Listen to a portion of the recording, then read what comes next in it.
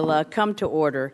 After recognizing myself, Ranking Member Deutsch, and of course we will hear from our Foreign Affairs Full Committee Chairman, Mr. Royce. We will hear from Chairman Poe, Ranking Member Sherman for 5 minutes each for our opening statements. And then due to time limitations, we will go directly to our witnesses' testimony. And without objection, the witnesses' prepared statements will be made a part of the record, and members may have 5 days to insert statements and questions for the record, subject to the length limitation in the rules. The chair now recognizes herself for 5 minutes. On November 24, 2013, Secretary Kerry announced that an interim negotiated settlement had been reached between the P5+1 and Iran on its nuclear program. The announcement contained the broad strokes but was short on the details.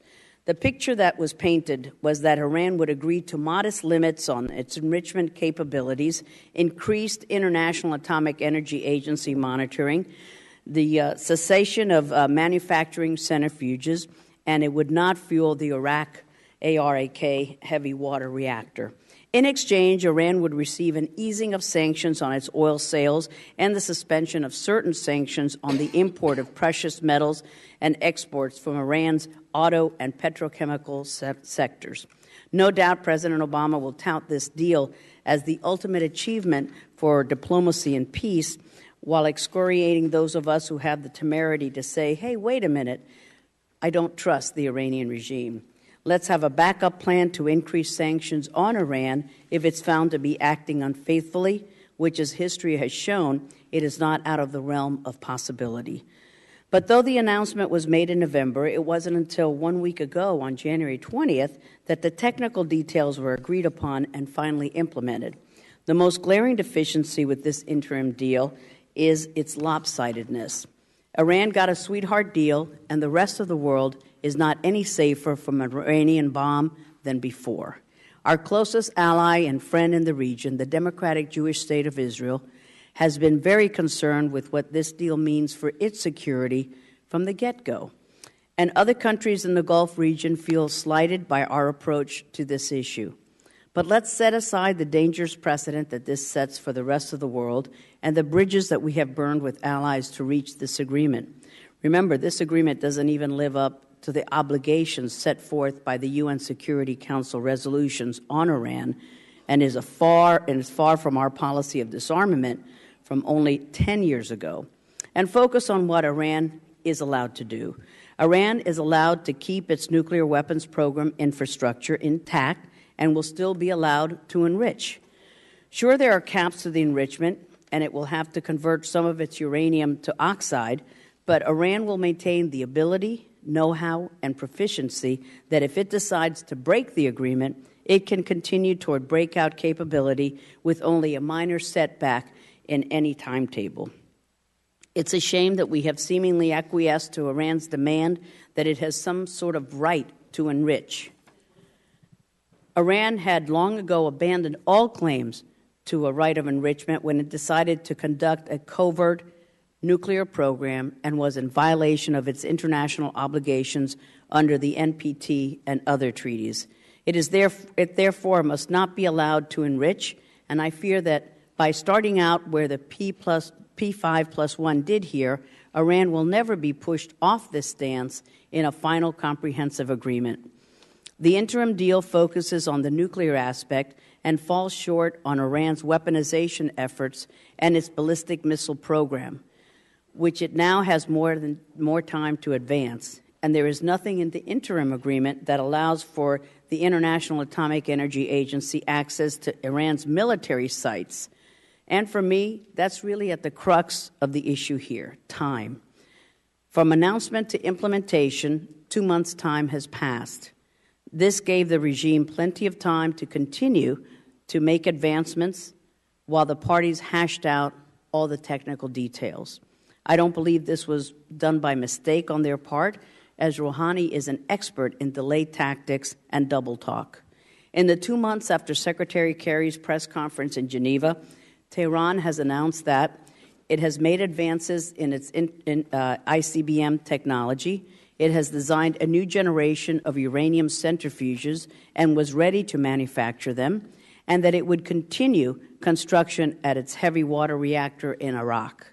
I envision a scenario in which Iran may comply with this agreement for 6 months, but even if Iran does violate the terms of the agreement, that the Joint Commission that it established in the final document has murky authority at best to conduct oversight, enforce compliance, or impose strict consequences. There is no mechanism that allows for adjudication of violations in this deal, and that is very troublesome. Bottom line, as long as the infrastructure is in place for Iran to continue its nuclear program, the threat that it can create a nuclear weapon will always be all too real, and that where P5+1 momentarily failed in this interim agreement. And with Rouhani and Zarif stating just last week that Iran would not dismantle any part of its nuclear program under any circumstance, it leaves me fearing that the administration will accept, it has me fearing what the administration will accept in a final comprehensive agreement. I look forward to hearing from our witnesses' testimonies and the views of my colleagues. And now I turn to my good friend, the ranking member, Ted Deutsch of Florida. Thank you, Madam Chairman, Chairman Poe, for holding today's hearing to examine the implementation of the first phase of the Iran nuclear deal. And thank you to our panel of very distinguished experts for appearing here today. We welcome your expertise and your insight as we determine the efficacy of Iran's actions under the JPOA and the next steps in reaching a final agreement to achieve our ultimate goal of preventing a nuclear-armed Iran. Let me be clear from the outset. There's no doubt that resolving the Iranian nuclear crisis through diplomacy has always been the preferred track of the administration and of the Congress. I think we all recognize the significant achievement of the U.S. efforts to bring Iran to the table. But there are many members on both sides of the aisle who feel that it is absolutely appropriate for Congress, the body that built the sanctions architecture that brought Iran to the table, to remind the Iranians that full sanctions relief will come only when a deal acceptable to the P5+1 and our regional allies is reached. This relief can only come if Congress acts, so I would also suggest that it's appropriate to send Iran a reminder, as well as to remind the companies lining up to visit Tehran, a message of what is at stake if Iran violates the terms of the Joint Plan of Action. A deal is in place, and if we're going to move forward with a final deal, we have to focus on ensuring that Iran fulfills its obligations while beginning to define the acceptable parameters of a comprehensive solution. We're 8 days into the implementation of the Joint Plan of Action, a 6-month deal to freeze Iran's nuclear activities, resulting in a complete cessation of Iran's 20% enrichment and the conversion of its current stockpile, as well as to open up Iran's nuclear program to intrusive inspections. And while these caps on Iran's current program are substantial, we know that they cannot be the terms of a long-term deal. We must ultimately see serious, permanent rollbacks of the program, not just easily reversible freezes. We know that the Joint Plan of Action sets the course for Iran to maintain a mutually defined enrichment program consistent with practical needs. Iran continues to claim a right to enrich for nuclear power, but we must understand that none of Iran's current enrichment activities are useful for a civilian nuclear program. Consider, Iran already has a nuclear energy reactor in Bushehr that is running on imported Russian fuel. In fact, the Russian deal requires the use of Russian imported fuel, just as other offers from Western nations to fill Iran's nuclear power needs are contingent on the use of imported fuel from those nations. It would take Iran years to build the technology necessary to turn its low-enriched uranium into fuel for a power reactor. We must remember that none of Iran's current stockpile of domestically enriched uranium can be used in its nuclear reactor. To that end, the majority of nations with nuclear power don't domestically enrich uranium and instead import the fuel from other countries. So what does this all mean? The Iranian stockpile is essentially useless for their domestic energy program. However, 19,000 centrifuges and 7 tons of enriched uranium are highly useful when a nation is trying to build a nuclear weapon.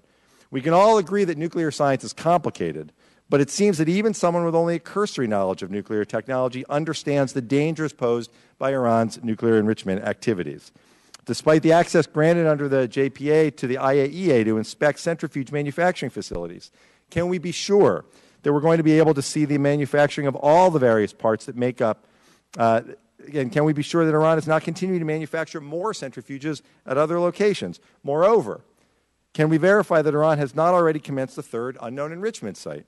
It should not be lost on us that both Fordo and Natanz were also constructed in secret until being exposed by the international community in 2002 and 2009, respectively, and Iran has long said that it intends to have up to 10 enrichment facilities. Under the JPA, Iran may continue its research and development, allowing them to continue work on centrifuge development. Mr. Albright, you note in your testimony that centrifuge R&D could also lead to breakthroughs in materials or methods that would further strengthen a secret breakout effort. How concerned should we be that continued R&D will simply allow Iran to install highly advanced centrifuges in 6 months, or in a year, or in 5 years? These are the kinds of difficult questions that have to be answered if the P5+1 are to reach an acceptable final deal. But perhaps most critically, before any long-term deal is reached, Iran must come clean about all aspects of its program.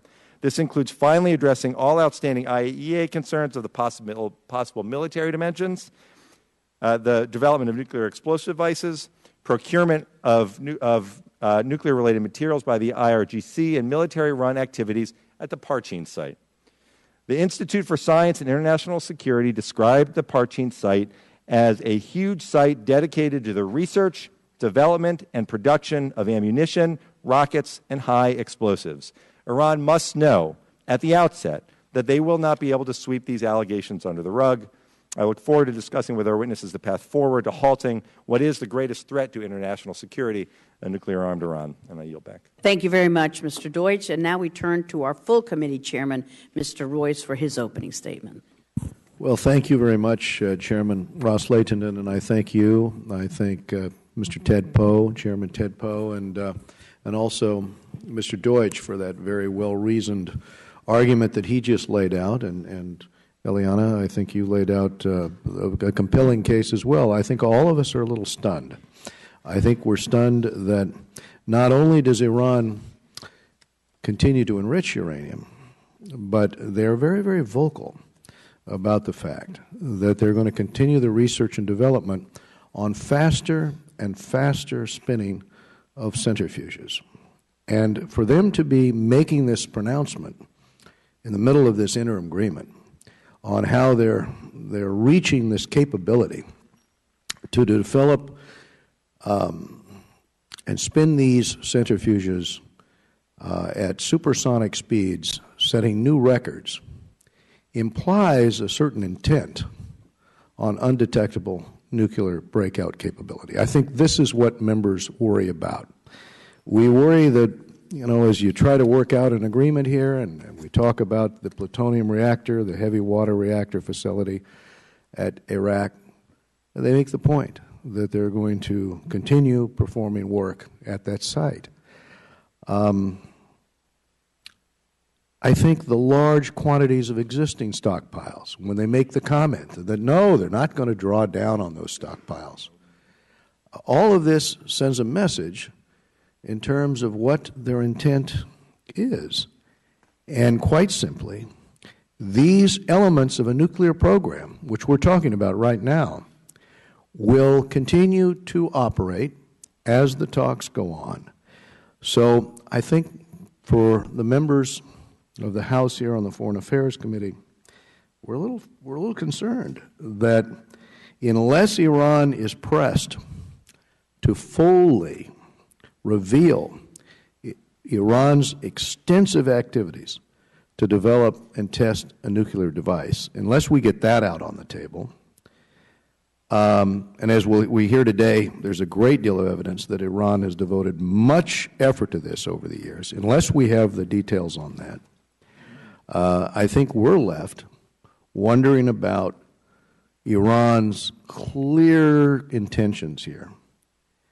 And I don't think we want them to cover up that extensive evidence either. And part of it is because we watch Iran's actions. Over 400 executions last year of political and of religious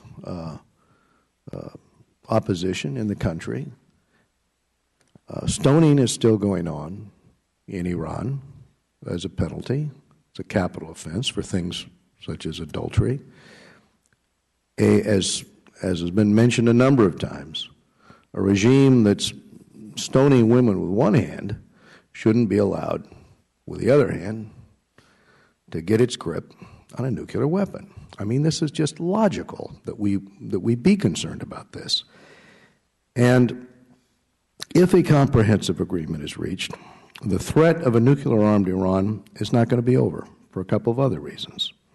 One of today's witnesses has estimated that even if we were to force Iran to dismantle 80% of its 19,000 installed centrifuges, and of course they say they won't dismantle one of them, even if we were to force it to close its entire enrichment facility at Fordo, even if we were to dismantle or convert its planned heavy water reactor to a light water reactor and agree to a multi-decade intrusive inspections regime, the fact is that Iran would still be 6 months away from nuclear breakout.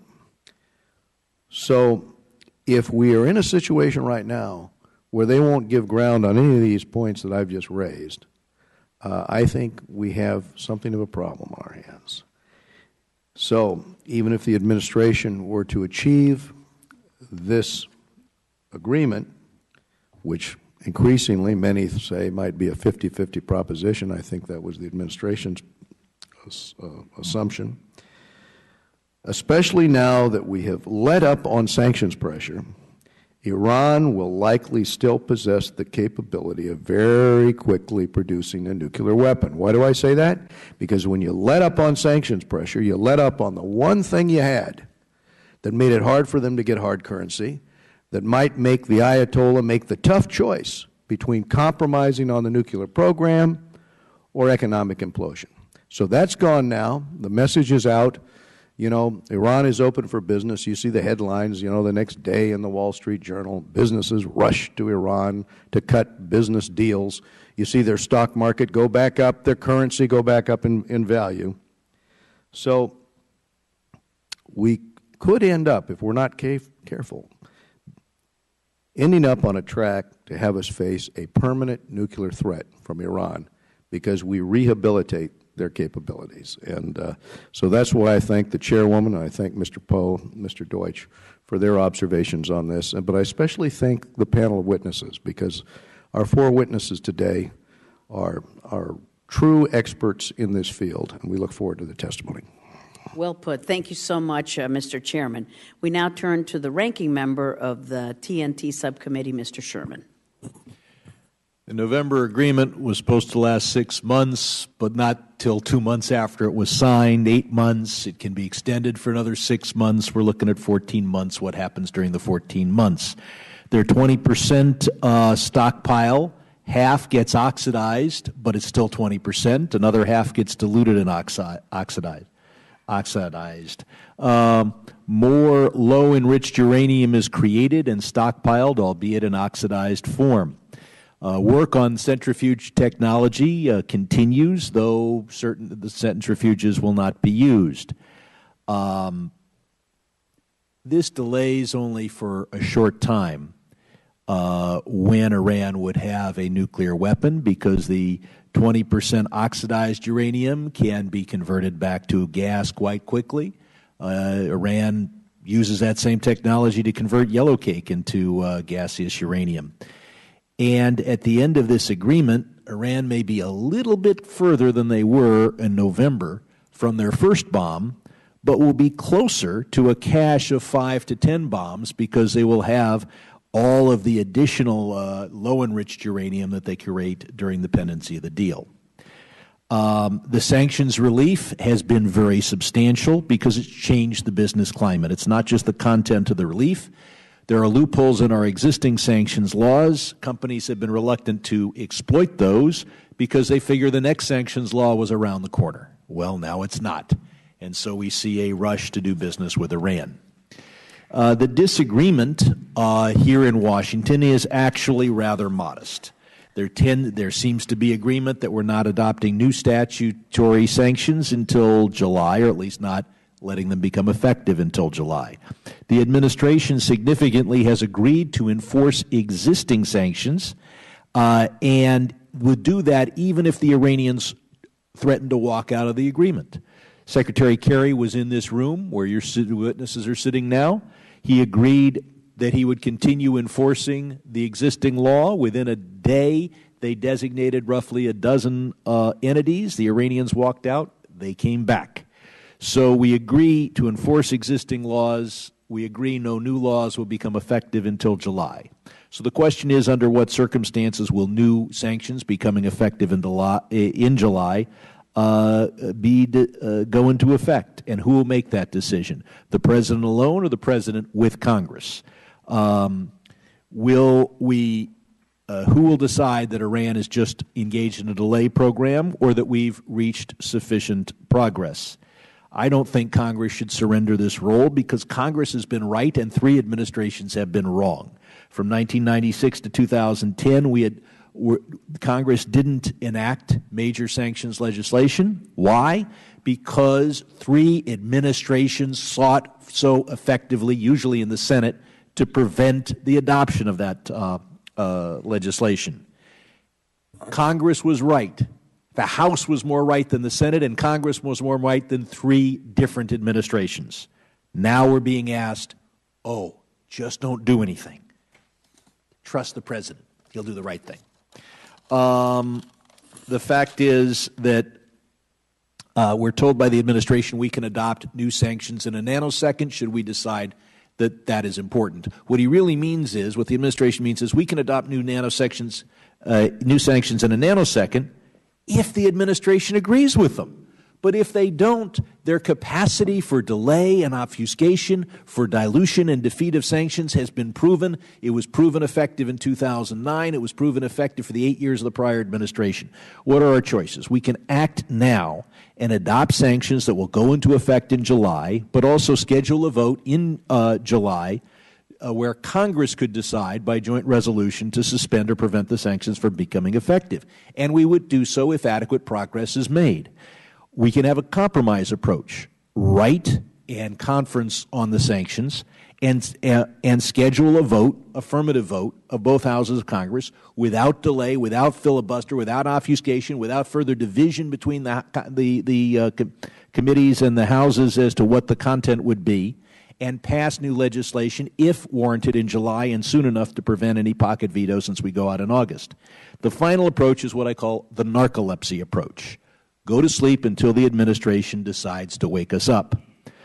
Then they say, and then we'll get around to thinking about something in July because we'll notice that the 6 months, which is 8 months, has passed. At that point, you can be sure that this administration, like the prior 2 administrations, will be for delay, dilution, and defeat, and we will be in session only a few weeks between the end of July and the end of the year. So Iran will get a full year of relief from sanctions in actually 14 months. I think the one thing for this hearing to establish is that we're not going to adopt the narcolepsy approach, that we're going to have sanctions that Iran will know will go into effect in July if adequate progress determined by Congress is not reached. And with that, I think our negotiators will be far more effective than if Congress is regarded as on vacation. I yield back. Thank you so much, Mr. Sherman. And now we go to the chairman of the TNT Subcommittee, Mr. Judge Poe from Texas. Thank you, Madam Chair. The world powers surrendered to the Iranian nation's will. Those are the words of Iranian President Rouhani. It should not surprise any of us that the Iranians view this agreement as a win for them, a loss for us, and a loss for a safer world. Iran's foreign minister boasted, "We did not agree to dismantle anything," referring to their enrichment activities. He's right. Iran not only gets to keep its infrastructure intact, it gets to keep enriching. Or it gets to keep its yalla cake and eat it too. The UN has voted on 5 occasions saying Iran is cheated in its nuclear capability, and they should not be able to enrich at all. In one deal, Iran just wiped away all of those UN resolutions. When the United States negotiates a deal that makes the UN look tough, we got a problem. Just as bad, none of the changes agreed to are permanent, and verification is difficult. Hours after Iran signed the agreement, their top nuclear negotiator bragged on Iranian TV that they could, quote, return to the previous situation in 1 day. In reality, estimates suggest the Iranians could still achieve nuclear breakout capability in 6 months. This agreement doesn't force Iran to stop its nuclear program. Rouhani is a snake oil salesman. He sold poison medicine to us, and the State Department gave away the farm and the mineral rights in exchange. This agreement bars Iran from installing nuclear equipment at its heavy water reactor, ARAC, but allows them to continue to construct its nuclear reactor. The problem is that ARAC reactor size and design is too big for a peaceful reactor. Experts say it more closely resembles a nuclear weapons facility. Well, no kidding. When asked if he thought that ARAC could be used for peaceful purposes, former State Department non-proliferation official Robert Einhorn said, yes, it could. A 12-inch honey knife could also be used to spread jam on your toast in the morning. In this deal, Iran will get a $6 billion in cash payments over 6 months. Iran also gets billions more as companies who were sitting on the sidelines out of fear of the sanctions now see it's okay to do business as usual with Iran. This could inject about $20 billion into Iran's economy, according to sanctions expert Mark Dubowitz. The Iranians know there is no enforcement mechanism once a final agreement is reached because all sanctions will be lifted. Despite what the White House says, it will be nearly impossible to restart punishing sanctions if Iran cheats or lies. You can't turn on sanctions, can't turn them on and off like a light switch. I talked to Prime Minister Netanyahu right after this deal was signed. He is correct. This is a bad deal for Israel and a bad deal for the United States. The only leverage we had on Iranian hardliners was tough sanctions that brought the economy to the knees. By easing sanctions, we have blunted our sharpest tool to get a peaceful solution. We have made it really peace less likely. This is a flawed appeasement deal that gave away too much to Iran. It's similar to Chamberlain's appeasement to the Nazis in the 30s, where the Allies boasted of peace in our time and got World War II. I think we will see this interim deal extended for another 6 months while Iran continues to enrich and march closer to a nuclear weapon. Iran has agreed to freeze its nuclear enrichment. They must dismantle their nuclear weapon program, not just freeze it. The Iranian supreme leader hasn't changed his goal. He has said he wants to destroy Israel. He wants to destroy the United States. I think we should believe him when he says he wants to get rid of us. So Congress cannot wait. We should pass tougher sanctions, not let up on sanctions at this time. And that's just the way it is, Madam Speaker. Thank you very much, Judge Poe.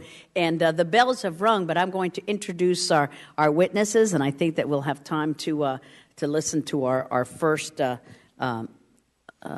witness, Ambassador Wallace, before we break. First, we welcome Ambassador Mark Wallace, Chief Executive Officer of United Against Nuclear Iran, which he founded in 2008. His organization has been a leader in pressuring businesses to end their dealings with Iran and has promoted sanctions legislation to prevent a nuclear-armed Iran.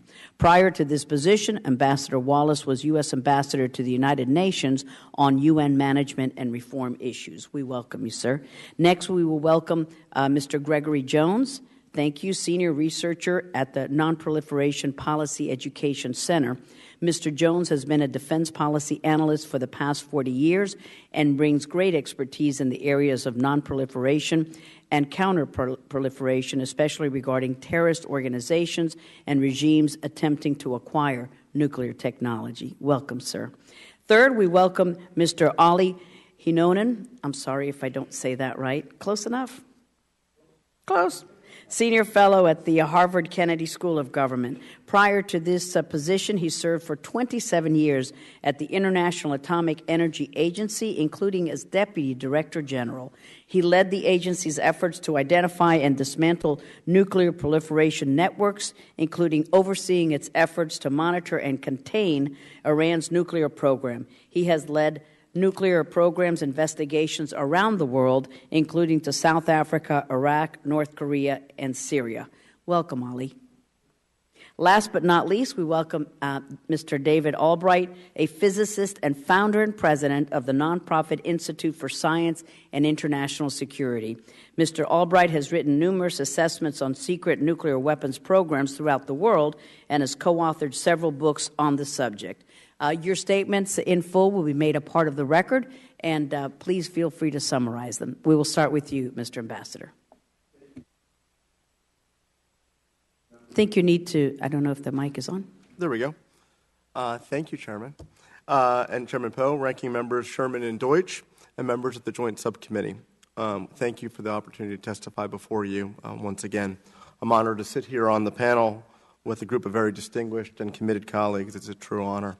We at UANI sincerely hope that a comprehensive and verifiable agreement that rolls back Iran's nuclear program is reached in 6 months. But the prospects appear small, and we must confront the difficulties with candor and bipartisan debate. The joint plan has provided disproportionate sanctions relief to Iran and allowed Iran to retain and continue to develop an advanced and dangerous nuclear program. Under the agreement, Tehran will not dismantle a single centrifuge or its heavy water reactor at Iraq, the IR-40. Today, Iran retains the ability to produce enough weapons-grade uranium for a bomb in as little as 2 months, and Iran has not indicated that it would end its development of the IR-40. At the same time, the sanctions architecture, developed over decades, has been significantly rolled back, and enforcement has fallen to a trickle. What is the acceptable scope and size of Iran's enrichment program, and will we permit Iran to operate the IR-40? If Iran truly only sought a peaceful nuclear energy program, there would be no need for any enrichment or a heavy water reactor. The international community seems to have forgotten that there are multiple UN Security Council resolutions calling for Iran to suspend all enrichment. Regrettably, the Geneva Joint Plan declares that in any final accord, Iran will be permitted to enrich and is at best vague regarding the future of the IR-40. Today you will hear a range of opinions on what an acceptable Iranian enrichment program would look like and the dangers of Iran's operation of the IR-40. We should all agree that extending Iran's breakout time from its current 30 to 60 days to well beyond is the imperative. But does any serious person believe that Iran is prepared to dismantle between 15,000 and 19,000 centrifuges and forego the installation of far more efficient and advanced centrifuges? Clearly not. Sanctions have become so important to this matter. Unfortunately, the White House has described the sanctions relief provided in the agreement as economically insignificant. We disagree. Iran's economy is blossoming. Some hard data. The rial has increased in value by more than 25%. The Tehran Stock Exchange has increased by nearly 100%. Dozens of multinational corporations are returning to Iran. Iran's oil exports have increased by nearly 60%. Iran's oil exports have risen to 1.2 million barrels per day from a low of 761,000 barrels per day. Under the joint plan, Iran's oil exports will increase further, and if oil sanctions continued unaltered, Iran's oil sales would have continued to drop to as little as 500,000 barrels per day by the end of 2014. Importantly, the administration has curtailed its enforcement efforts. In 2013, the United States Treasury Department designated 183 entities for Iran sanctions violations. Since President Rouhani's election, the United States has blacklisted only 29 entities. The Obama administration must hold to its pledge to enforce sanctions. The White House estimates that Iran stands to receive $6 billion to $7 billion in sanctions relief. The true value of sanctions relief is well more than $20 billion. Just calculate the increase in oil sales, lest there be any doubt. Now we believe there will be far less pressure for Iran to actually make material concessions on its nuclear program. The Congress must actively take part in this process and make its position known. We all must agree that Iran will not be permitted to retain an industrial-scale nuclear program. This would entail capping the number of IR-1 centrifuges to a small fraction of the nearly 20,000 Iran currently possesses, or more appropriately, none at all. Iran must be kept well over a year away from breakout, given its long history of duplicity and hostility. UANI strongly supports efforts to impose sanctions on Iran in 6-month time and no final accord is reached. The Congress should pass and the President should sign into law the Nuclear Weapons-Free Iran Act, which has the support of a bipartisan majority. It is wrong that the White House is characterizing those who support new sanctions or question the joint plan as dishonest warmongers. History offers a disturbing precedent. In the 1990s, we entered into a similar interim nuclear agreement with North Korea, the Agreed Framework. The Agreed Framework became the proverbial can that was kicked down the road. No final agreement was ever struck, and the DPRK surprised the world with a nuclear test. This time, Congress must make clear that if there is no final agreement after the joint plan's initial 6-month term, Congress will adopt more robust sanctions. We must learn the lessons of history and not repeat its mistakes. Thank you, Madam Chairman, for the opportunity. Thank you very much, Mr. Ambassador. And the subcommittees will recess while we vote, and we will come right back to hear the rest of our panelists and to have members question them. Subcommittee is in recess.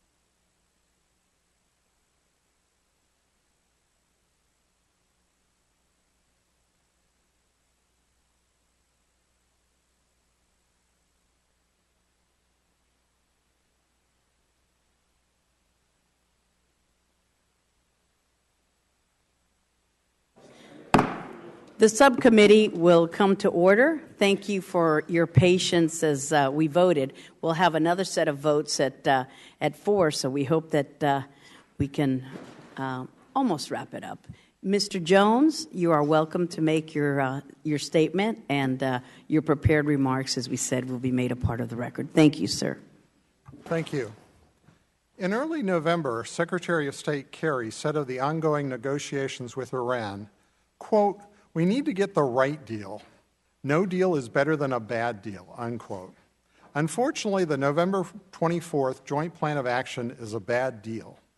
This fact has been obscured by both the mischaracterization of the deal's benefits and the denial of the deal's great flaw. President Obama has said that the deal has, quote, cut off Iran's most likely paths to a bomb, unquote. This is not true. Before the current nuclear deal, Iran could produce the highly enriched uranium, HEU, for a nuclear weapon in just 6 weeks.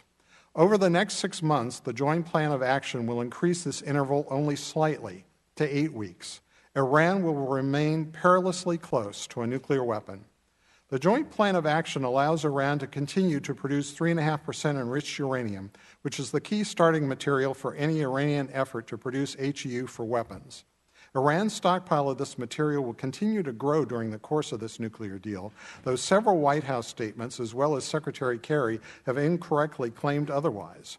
As this stockpile of enriched uranium grows, the number of nuclear weapons that Iran could produce from it will grow as well. Iran's stockpile of 3.5% enriched uranium in the form of uranium hexafluoride is not supposed to grow. Iran is supposed to convert the excess into an oxide form, but Iran can easily convert this material back into hexafluoride once it begins to produce nuclear weapons. This fact is well known to U.S. technical experts, but their input was apparently either not sought or heeded. The Joint Plan of Action does have some benefits, and there are those who've argued that even limited benefits are better than no deal. But this view ignores the great flaw in the deal. It permits Iran to retain centrifuge enrichment. Centrifuge technology puts any country within an arm's reach of the HEU for nuclear weapons. The Joint Plan of Action has already stated that when the follow-on, so-called comprehensive solution has expired, Iran, quote, will be treated in the same manner as that of any non-nuclear weapon state party to the NPT, unquote.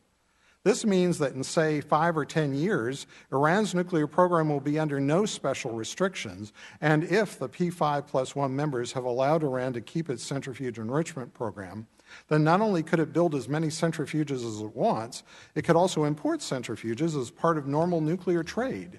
Iran could then have a larger, more robust centrifuge enrichment program and be much closer to acquiring nuclear weapons than it currently is. What is worse, the Joint Plan of Action will be setting a precedent for all other non-nuclear weapon countries. After all, if Iran is to be treated in the same manner as that of any non-nuclear weapon state party to the NPT, then the reverse would be true as well. If Iran, that has violated its IAEA safeguards by conducting clandestine centrifuge enrichment and has defied multiple UN Security Council resolutions demanding that it halt its centrifuge enrichment, is allowed to retain this capability, on what basis can any country that has abided by its IAEA safeguard obligations be denied centrifuge enrichment? The Joint Plan of Action is setting the stage for many countries to acquire centrifuge enrichment, making it very easy for them to produce the HEU for nuclear weapons whenever they desire them. Unfortunately, there are no good options to head off a nuclear-armed Iran. Any negotiated settlement would require major reductions in Iran's centrifuge enrichment program, reductions that Iran has already said it will not agree to. Further sanctions are unlikely to be effective since countries such as Russia and China will probably undercut them. Military strikes could easily lead to an ill-advised major war with Iran. The U.S. instead needs to try to strengthen the overall nonproliferation system, which appears to be unraveling. Key to this effort will be to stop countries from using nominally peaceful nuclear activities to acquire the HEU or plutonium needed for nuclear weapons. The U.S. needs to urge the IAEA to clarify which materials and facilities it can effectively safeguard and which it cannot.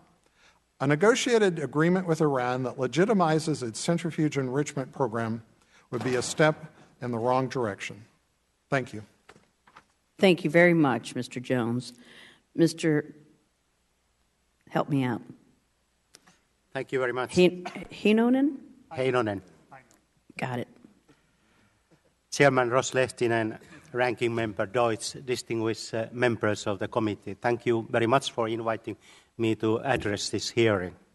I will concentrate on my remarks on the verification aspects of this deal, which was concluded on the 20th of November, highlight some of the implications from a verification angle, and make some minor proposals for the way forward. The interim agreement is a small but important step forward, which got, after a long delay, finally could start on 20th of January. Under this deal, Iran continues to produce low-enriched uranium, keeps both 5 and 20% enriched uranium stocks on its soil, maintains centrifuge production capabilities, including the skills of the workforce, and continues with centrifuge R&D and testing. Iran will produce additional centrifuge rotors only to replace broken ones, but is not restricted in its production of other key centrifuge components or raw materials. No new centrifuges will be installed or new enrichment locations will be built during this period. Some of the 5% enriched uranium and all the 20% enriched uranium gets converted to oxides. In terms of capacity, that is, when Iran is able to produce enough weapons-grade UF6 material for a single nuclear explosive, the sliding bar will move from 2-3 weeks to 3 months as a result of this deal. In other words, Iran maintains its semi-industrial enrichment capabilities. Construction work in non-nuclear parts is permitted at the Arak IR-40 reactor, and reactor component manufacturing proceeds elsewhere. The production of heavy water continues. The halting of the fuel production at Isfahan and prohibiting of the installation of nuclear components delays the commissioning of Arak reactor until 2016. In November 2003, EU 3, France, Germany, and the UK and Iran agreed to suspend uranium enrichment and reprocessing programs in Iran, implementing provisionally the additional protocol and providing the IAEA with a complete picture on its past nuclear program.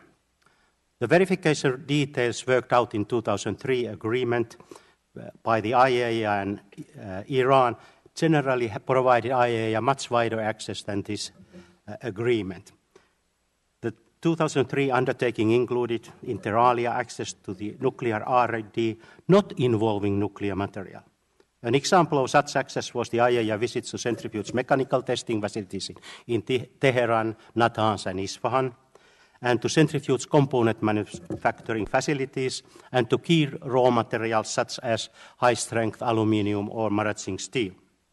One of the current challenges the IAEA is facing is to establish the actual inventory of centrifuge rotors manufactured by Iran. Iran commits itself not to construct new enrichment locations, reconvert uranium back to hexafluoride, and that it will not construct any facility capable for reprocessing.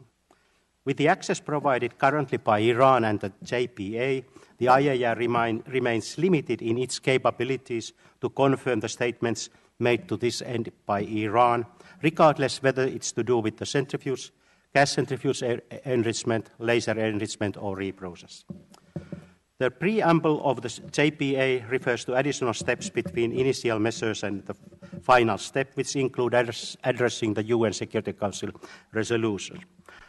Those include outstanding issues such as related to the possible military dimension of the Iranian nuclear program.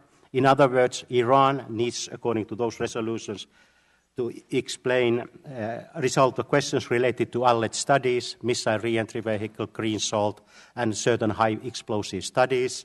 It has to explain why it acquired that uranium metal document, which was to do with the manufacturing of nuclear warhead. It has to clarify the procurement and R&D activities of military-related institutes and companies, and has to explain the production and nuclear equipment and components by companies related to the military establishment. Without us addressing these questions, the IAEA Secretariat will not be able to come to any conclusion that all nuclear material in Iran is in peaceful use, which is essential in building confidence of the international community over Iran's nuclear program. To this end, I give in my written statement some proposals how to proceed on this way gradually to set up and build this confidence about the peaceful nature of the program. Then, at the end, I would like to say that this agreement serves an interim stage. It should not be either an end by itself or be sustained indefinitely beyond the allotted time period, up to 1 year, without endgame in sight. Further extensions may also run the risk of proliferation consequences in the region, when the states see Iran not only maintaining its current nuclear breakout capabilities, but slowly advancing them, in particular areas which remain inaccessible to the IAEA inspectors. Thank you. Thank you very much for your expertise. Mr. Albright. Thank you very much for inviting me today. It's a great pleasure to be here. Push your button. Yeah, thank you very much for inviting me today, and great pleasure to be here. And appreciate all your work that you're doing to try to sort through the proper oversight role of Congress, which I personally believe is extremely important in this situation. I think we've discussed the interim deal of the Joint Plan of Action quite a bit, and I think its strengths and weaknesses have been identified. I think the real test of the Joint Plan of Action is going to lie in negotiating the long-term arrangements. And that's a process that many are not giving a high probability of success.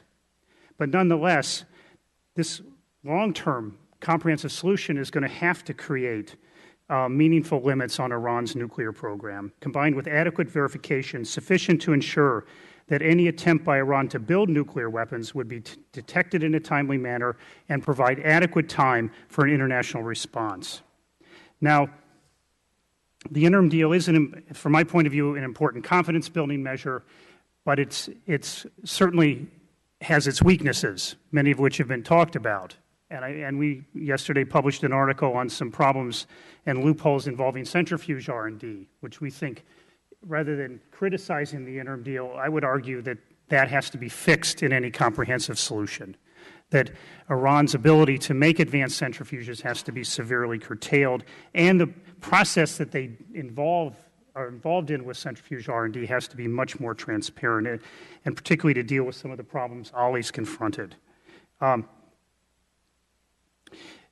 It also, I want to agree with what Ali said, that the interim deal should not continue past its planned lifetime. It's by itself, it's by no means sufficient, and it's if you can't get a comprehensive deal, the interim deal is not a substitute in any manner. Also, I want to say that a real test of Iran's intentions I would say in the short to medium term is how it's going to treat the IA on these issues involving the allegations of Iran's past work on nuclear weapons and other military programs. Iran has delayed the meeting with the IA that was supposed to happen in January till February 8th. Is it going to delay it again? And if it has a meeting, is it going to allow the IA to go to Parchin and other facilities and meet with people so the IA can get to the bottom of it? Now, on the comprehensive solution, my testimony and our studies at ISIS have outlined what we see as a model, and certain things have been talked about.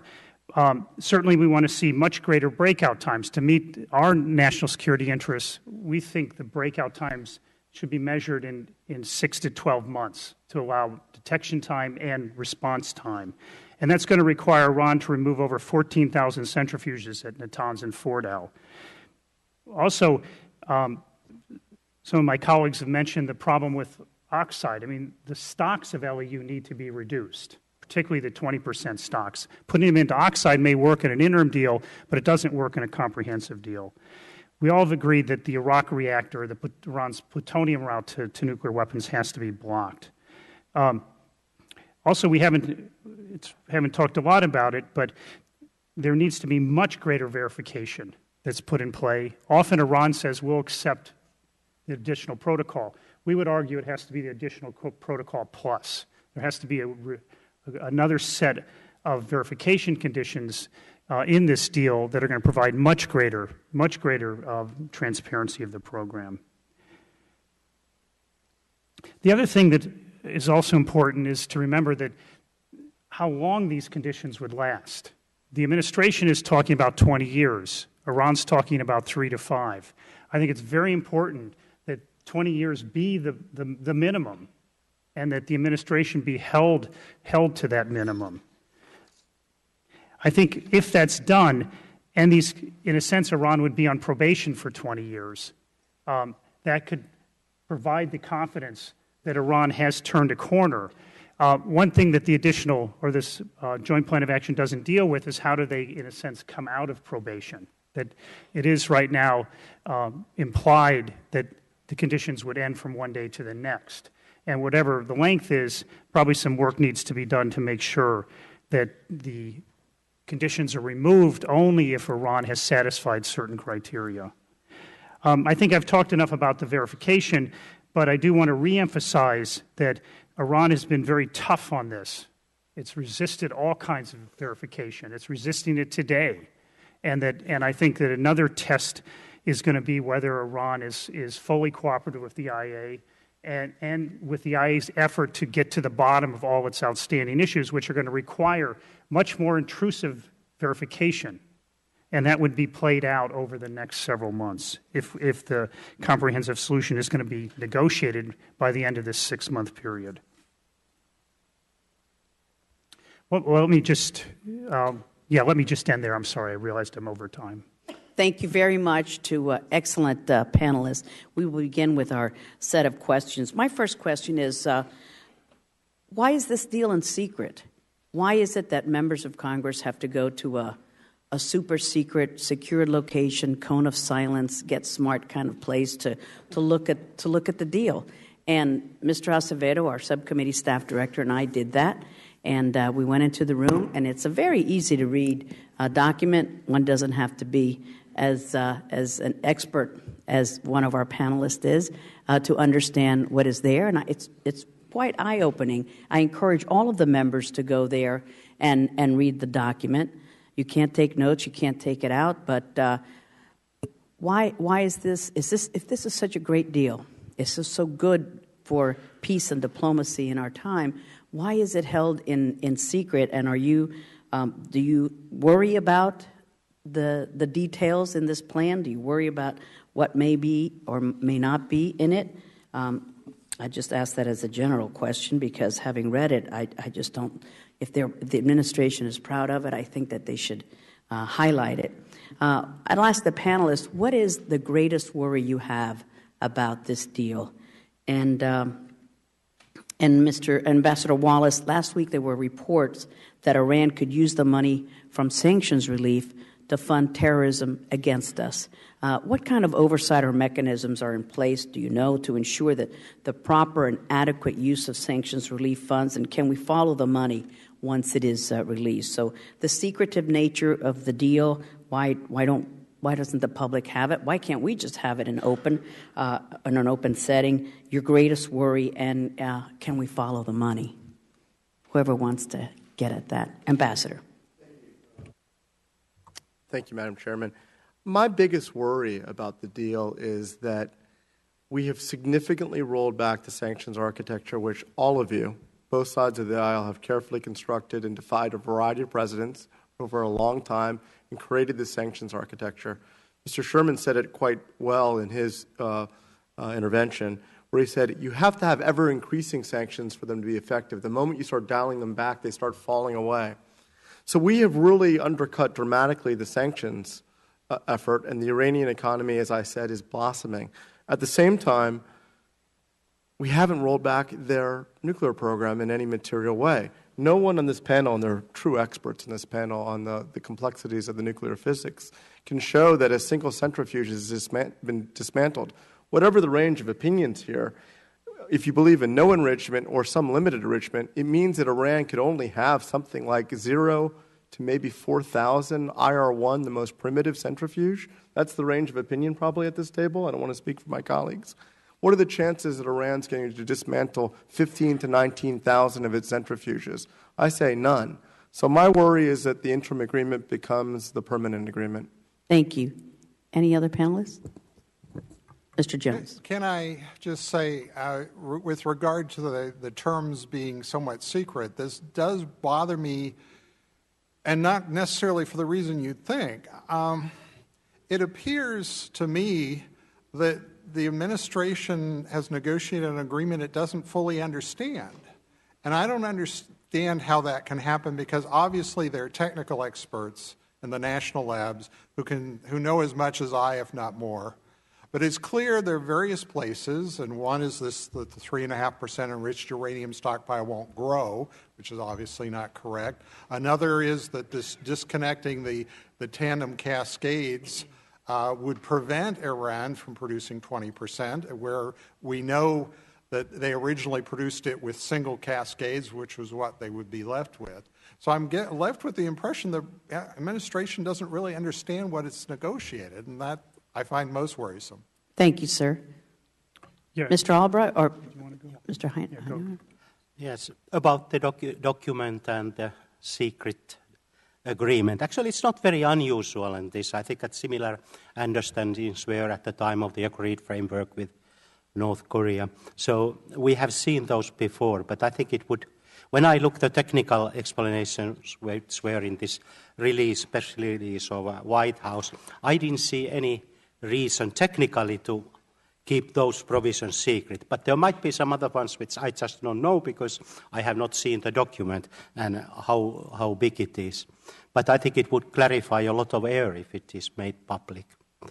Then the second thing, my worries. I think that I mentioned my worries in my opening statement, and particularly really if this becomes a kind of final or agreement which has a long life expectancy, because we really don't get an insight to the content of the Iranian nuclear program with this deal.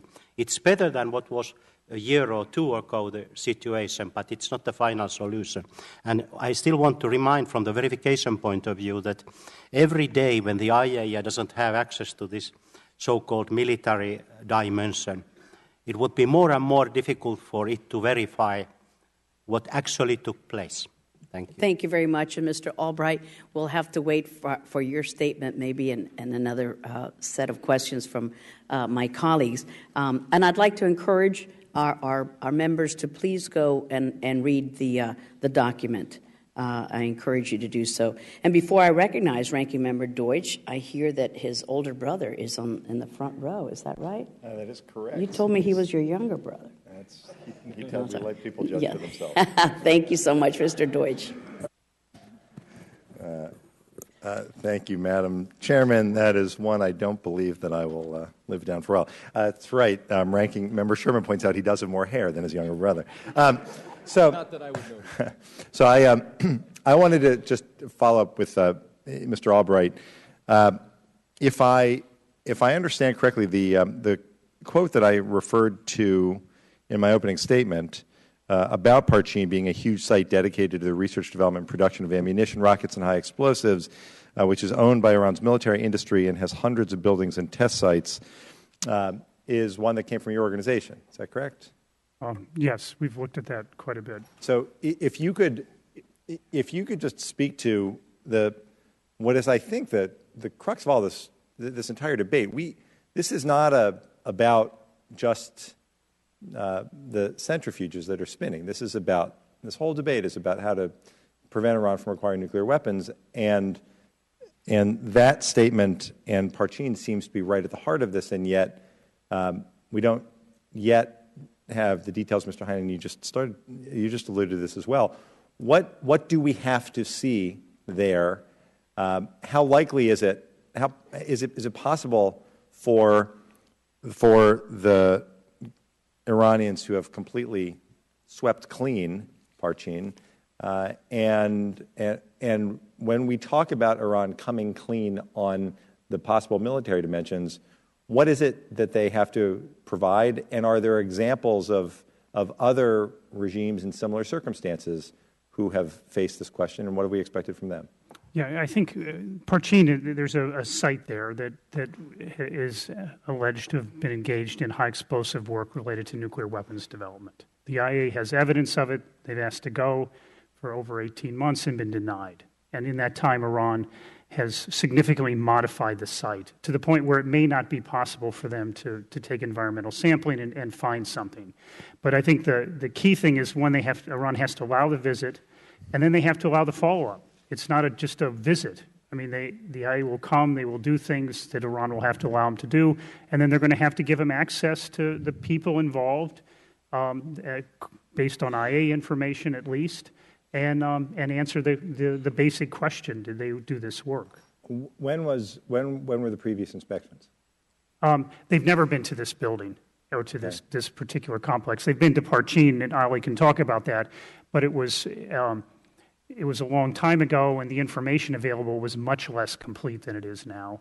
And so I think the focus now is on this site of high explosives. Now, you asked, there's other sites too.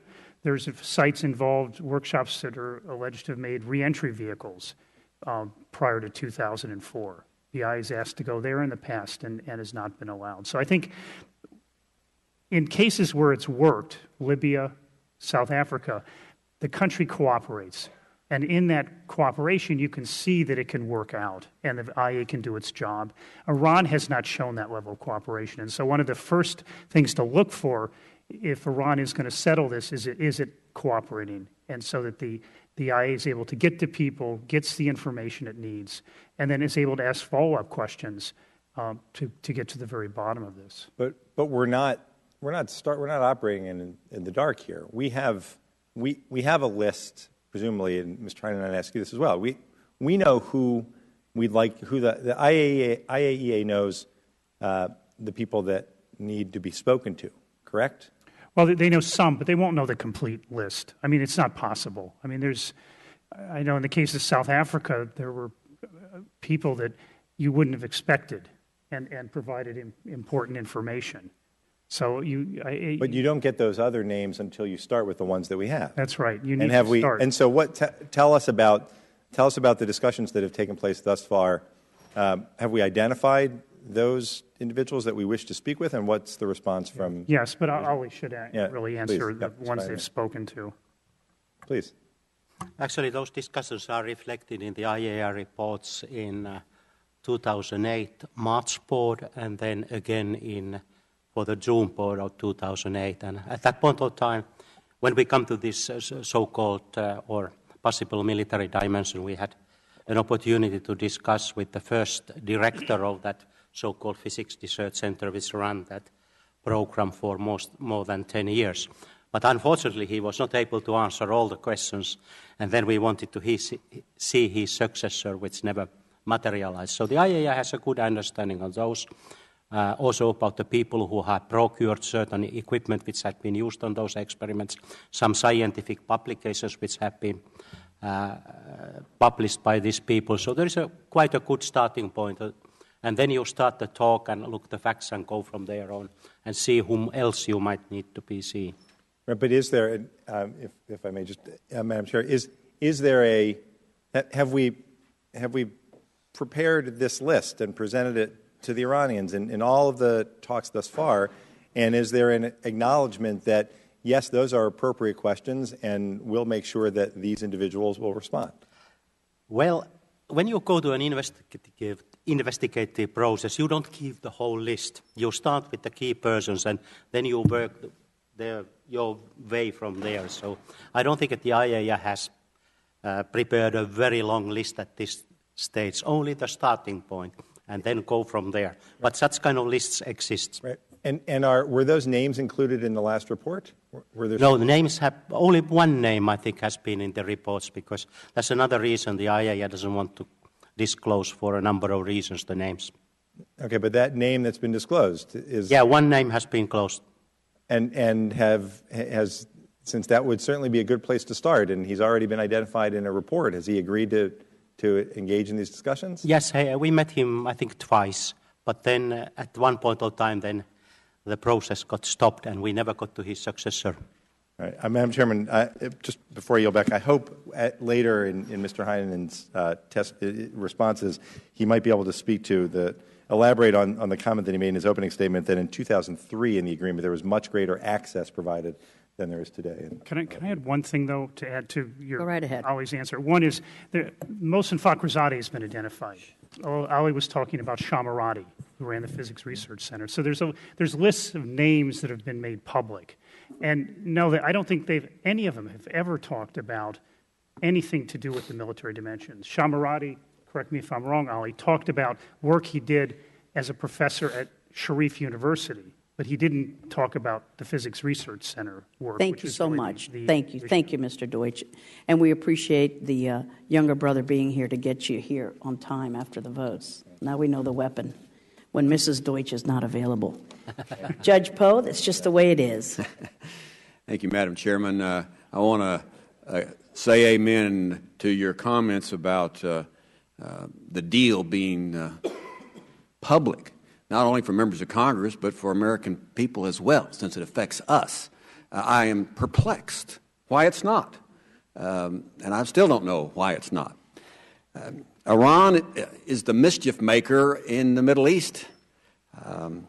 They have their military's involved in Syria. They support terrorism throughout the world. They're sending rockets to Hezbollah in Lebanon so they can be fired into Israel. They are responsible for the attacks on the Iranian dissidents, the MEK, in Iraq over the last several years. The supreme leader of Iran said that he wants to destroy Israel. He wants to destroy the United States. They are building intercontinental ballistic missiles. They are expanding their conventional war capabilities. What in the world are we thinking that they want to deal with us and cut back on their nuclear weapon development? What incentive? I mean, they may just not be telling us the truth that they will cut back. I don't think we should believe anything they say. Contracts, deals are made when both sides agree, and there are inspections or people act in good faith. Iranians aren't acting in good faith. I don't see any evidence over the last few years they've ever acted in good faith. Sanctions have worked, and we're now backing off the sanctions. They have to be forced not to be able to build nuclear weapons. Now, I agree peace is the best answer. Negotiations is the best answer down. I mean, long term, we got to do that. We don't want to be involved in some type of military action, and we have to prevent that from happening. But long term, Mr. Albright, you talked about the long term situation. We look down the road months, years. It doesn't look too good for the free world as far as nuclear weapons go. I mean, these ICBMs, they're being built not to go to Israel, but go to the West, Europe, go to the United States. So, Ambassador, and I'll let all of you comment on this, long term, how are we going to resolve the problem that Iran is determined to have nuclear weapons? What's the answer to that question? I guess I'll take a first crack at that big question. President Obama recently said that somehow if we could have a nuclear deal with Iran, that it would resolve the sectarian tensions that are plaguing the region. I disagree with that strongly, particularly since the nature of this deal seems to not understand their nuclear weapon program. The UN Security Council passed several resolutions saying that Iran must suspend its enrichment, stop enriching in order to be and clarify the military aspects that Ali and Mr. Albright were talking about. That hasn't happened. So I think that we're a long way away of getting to a point where we can use this nuclear file in a vacuum to deal with the problems in the region and the like. And I remain greatly concerned that we seemingly forgot those Security Council resolutions, which required suspension of enrichment, required clarification on military dimension. And in the agreement, it says that Iran will have a mutually defined enrichment program in the final deal. I thought that was an unfortunate step. I don't think that goes a long way to answering your big question, but I want to allow my colleagues time. Well, Ambassador, let me ask you this. Is it correct that Iran is developing ICBMs. Is that correct? We've seen a variety of evidence that they are looking at the other aspects of obtaining a nuclear weapon, which is the delivery capacity, the ignition capacity, and the like. So we've seen a lot of evidence of this, and I think that there's a really important part of the agreement that hasn't been focused on, which is clarifying these other military aspects of the program. We haven't heard from Iran about this. They haven't clarified that. Those reports are very disturbing. Mr. Jones, you want to weigh in on this? Give us the long-range answer. Well, unfortunately, I'm always the party pooper at these things. I believe the ship has sailed, that it's too late to stop Iran. So you think Iran's going to get nuclear weapons? That's correct. And that depresses everyone who hears me talk, but that's what I believe, because as I said in my statement, I can't see how there's going to be any agreement. I don't see how the sanctions with the Russians, Chinese, Indians undercutting them are going to do any good. As you correctly pointed out, I'm not in favor of getting into yet another war in the Middle East. We've got the Saudis and the Israelis working together. Who would have ever thought of this? I mean, the Saudis are worried about the nuclear weapon capability of Iran. Of course, Israel is, and they're working together and denouncing this deal. I'm sorry. Go ahead. It certainly shows the level of the threat and the concern in the region. Thank you very much, Thank you. Judge. Thank you. Mr. Sherman is recognized. Thank you. First, if Iran has nuclear weapons, Americans shouldn't feel that they're safe even if missile defense worked, because you can smuggle a nuclear weapon inside a bale of marijuana. Second, the best argument for this agreement remaining secret is it must contain wonderful pro-American provisions that hardliners in Iran are unaware of. Unfortunately, and I know the hardliners look to me for advice and information, but we've seen it. It doesn't. So it is peculiar that this agreement is not disclosed. Nobody wants just one bomb. You're a nuclear power when you've got several, and you're confident enough to test one. In July, Iran will have a certain stockpile of enriched uranium. It'll have about half its 20% enriched, with that being an oxide form. It'll have its low-enriched uranium hexafluoride that it has today, and then it'll have an additional supply of low-enriched uranium oxide, assuming they don't do anything with their yellow cake. They're just looking at the enriched uranium that they will have in July. How many bombs is that enough? Is that enough uranium for once they enrich it to weapons grade? Mr. Jones? I'd estimate around 4 weapons. 4. Okay. And how long would it take them, knowing that they can spend the next 6 months doing experiments and engineering on their advanced centrifuges, but are not making any more centrifuges, as I understand the agreement? But they've got what they've got. They're learning how to use it better. How long will it take for them to use this stockpile of enriched uranium to make 4 weapons? Assuming breakout. With just what they've got, they get the first weapon in about 2 months. The 4 weapons, I don't know, probably 4 or 5 months. 4 to 5 months. I'll go down the panel. Did everybody agree with Mr. Jones? You do agree.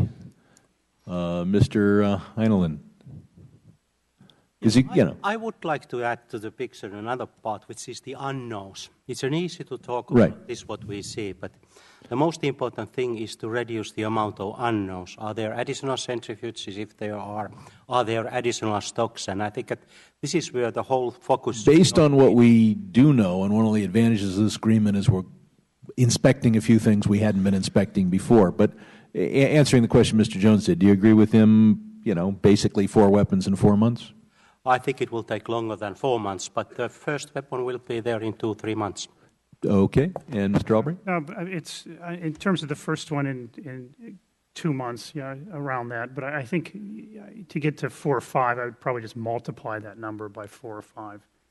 So you're talking about 8 months. Okay. So and there may be... tend to agree, first weapon in 2, fourth weapon in 4 to 8. I'd point out that if we lose this game, it's not because of who was calling the plays in the final quarter. we didn't field a team for the first 3 quarters.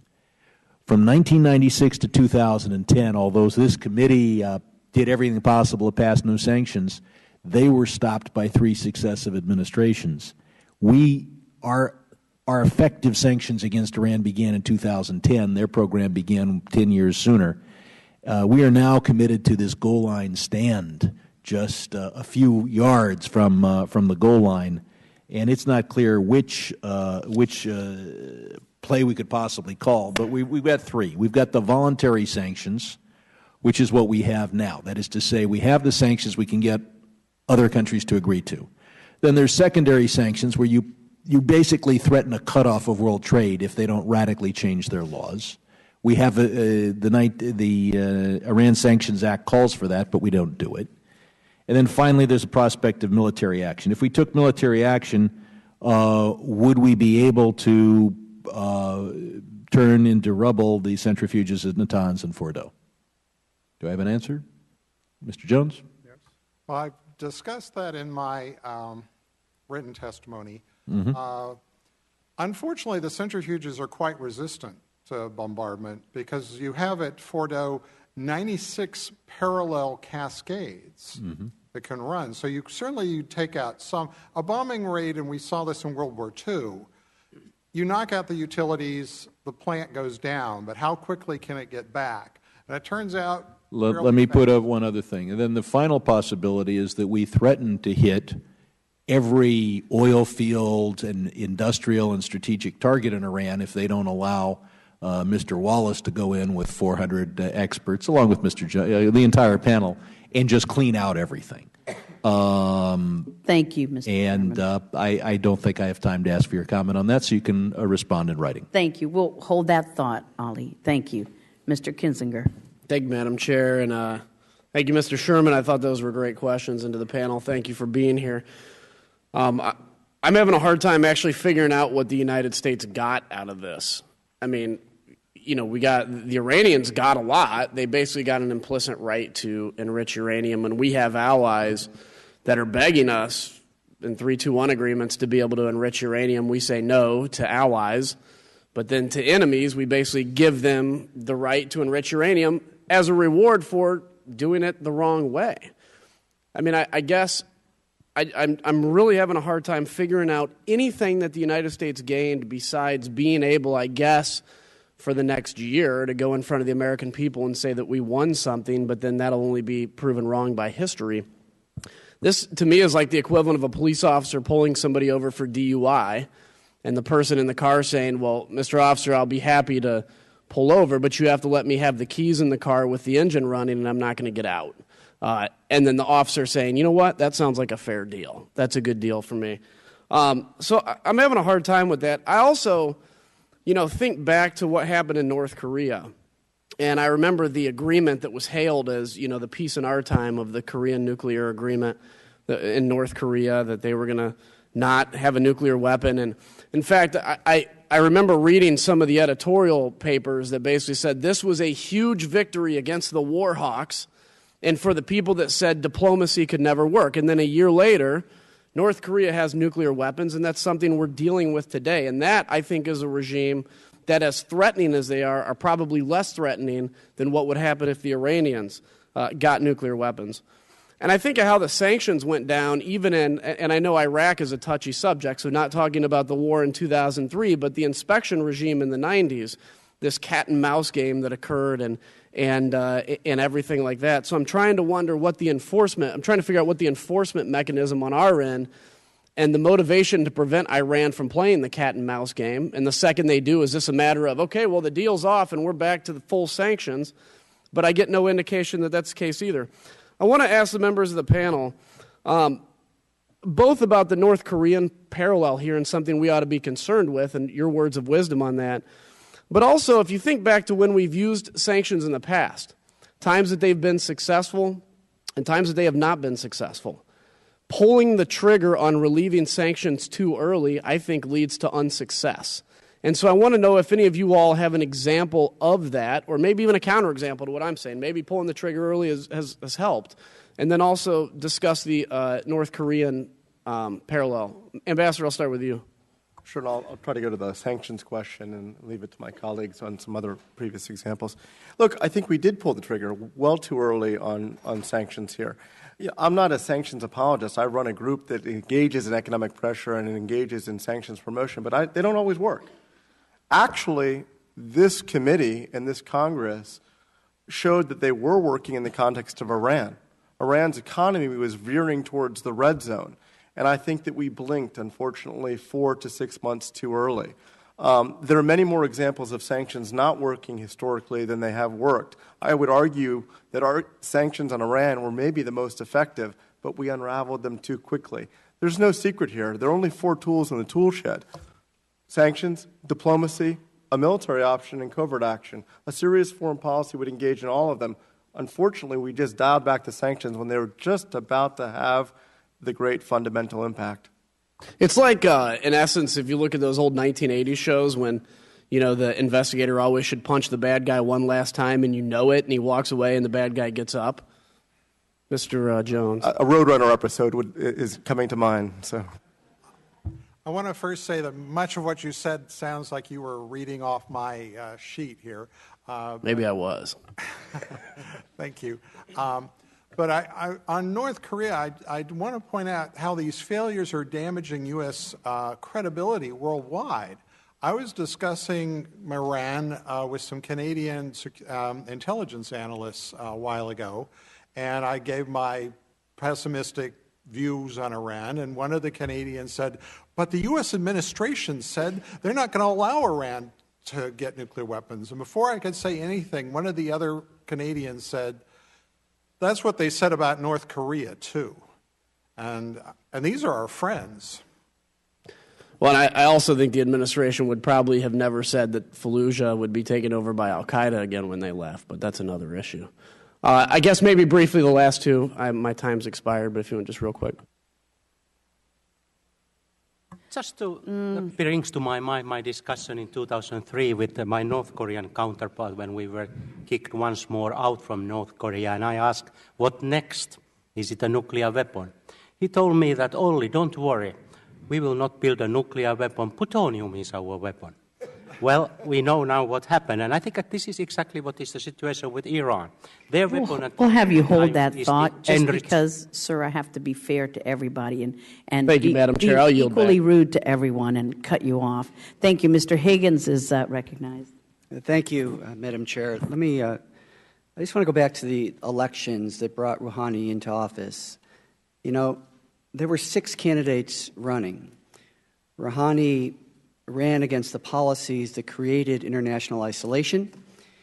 He ran against the policies that created sanctions, and he won the election. Now, Iranian elections aren't like United States elections. Rouhani could not have won without the supreme leader, Khamenei, willing it. In fact, in Iran, if you don't get 50% of the vote, there's a runoff. Rouhani got 50.6% of the vote. It tells us that either the supreme leader is trying to bamboozle the United States into believing that Iran is committed to reform, or that the supreme leader is allowing Rouhani an opportunity to negotiate a deal. But the big question is, we don't know if it's a deal that we can live with. And we don't know if it's a deal that the international community can live with. There's 3 generations of nuclear proliferation in Iran. The first one was basically a glorified national science project.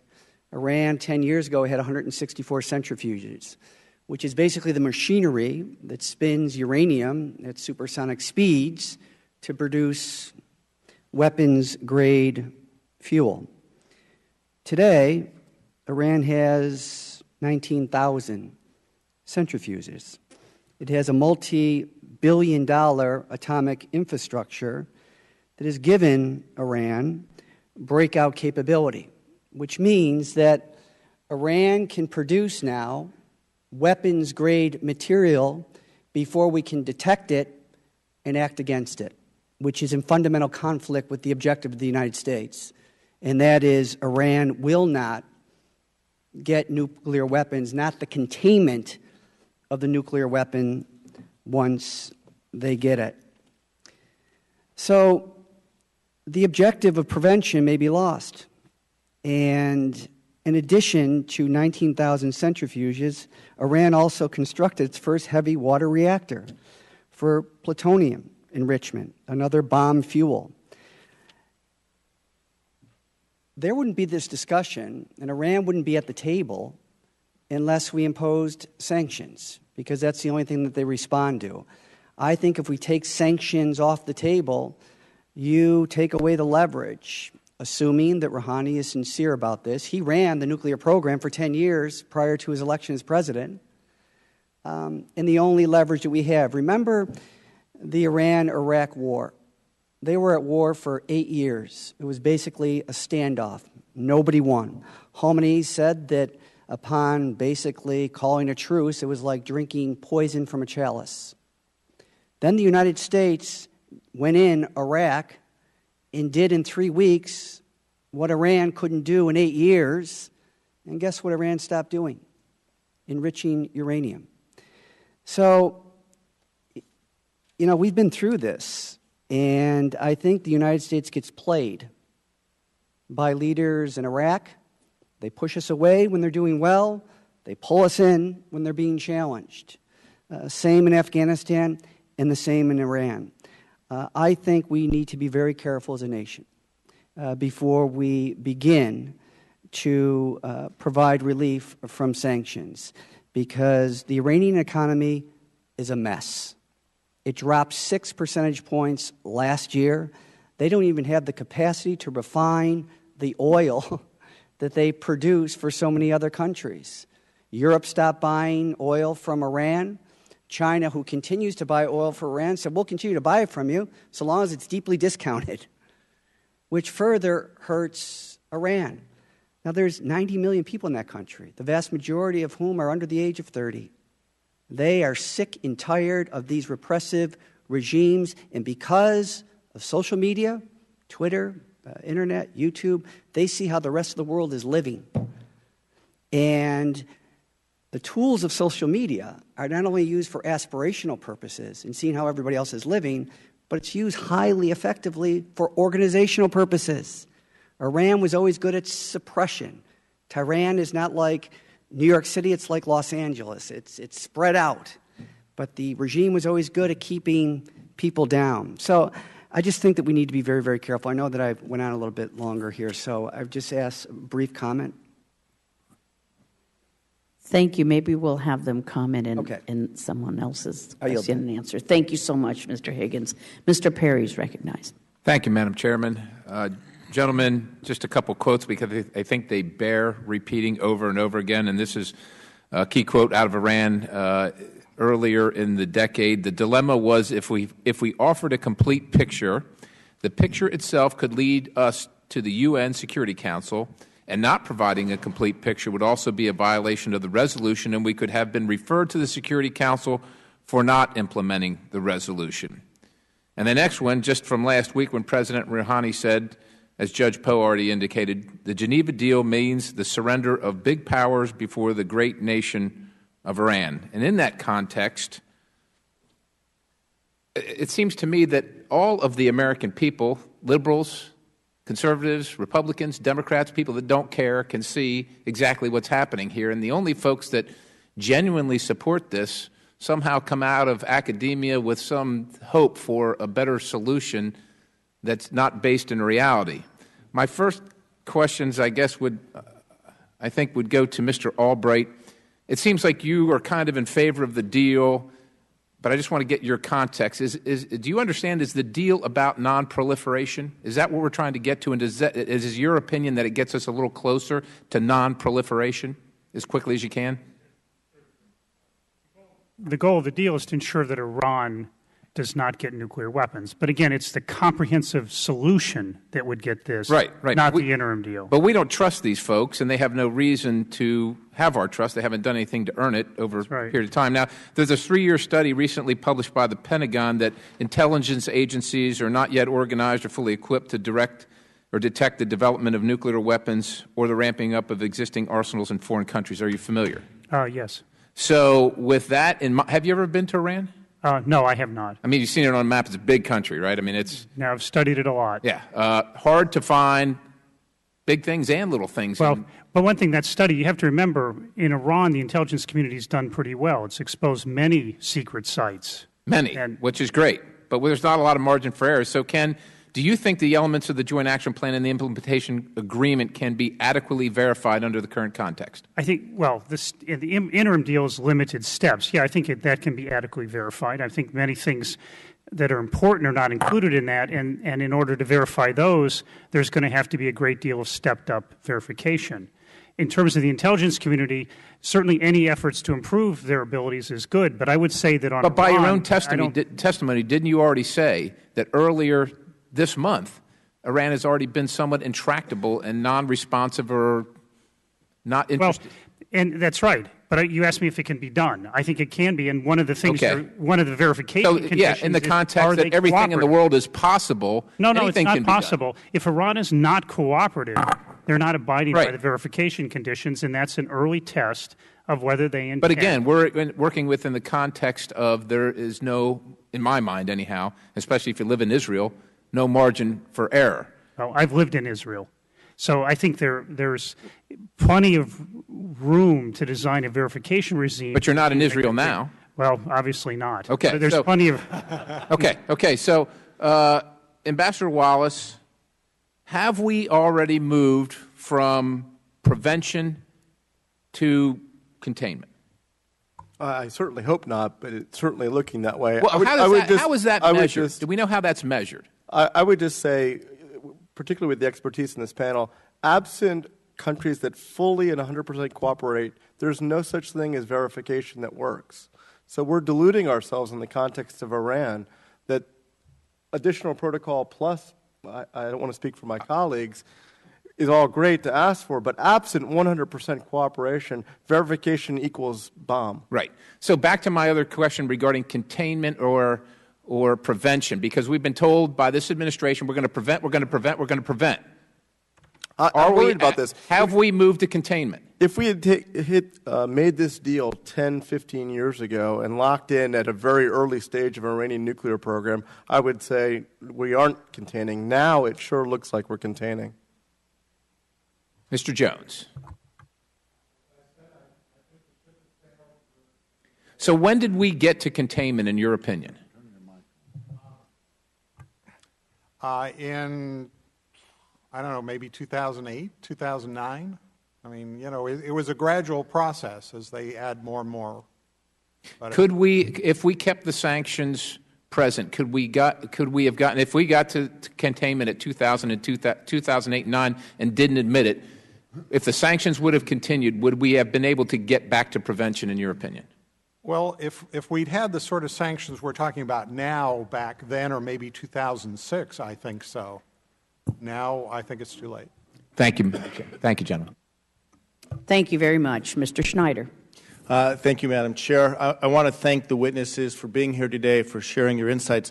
I want to thank you for what you all do every day. I don't think a day goes by where I'm not reading something from UANI, from ISIS, from Balfour, many days from all three.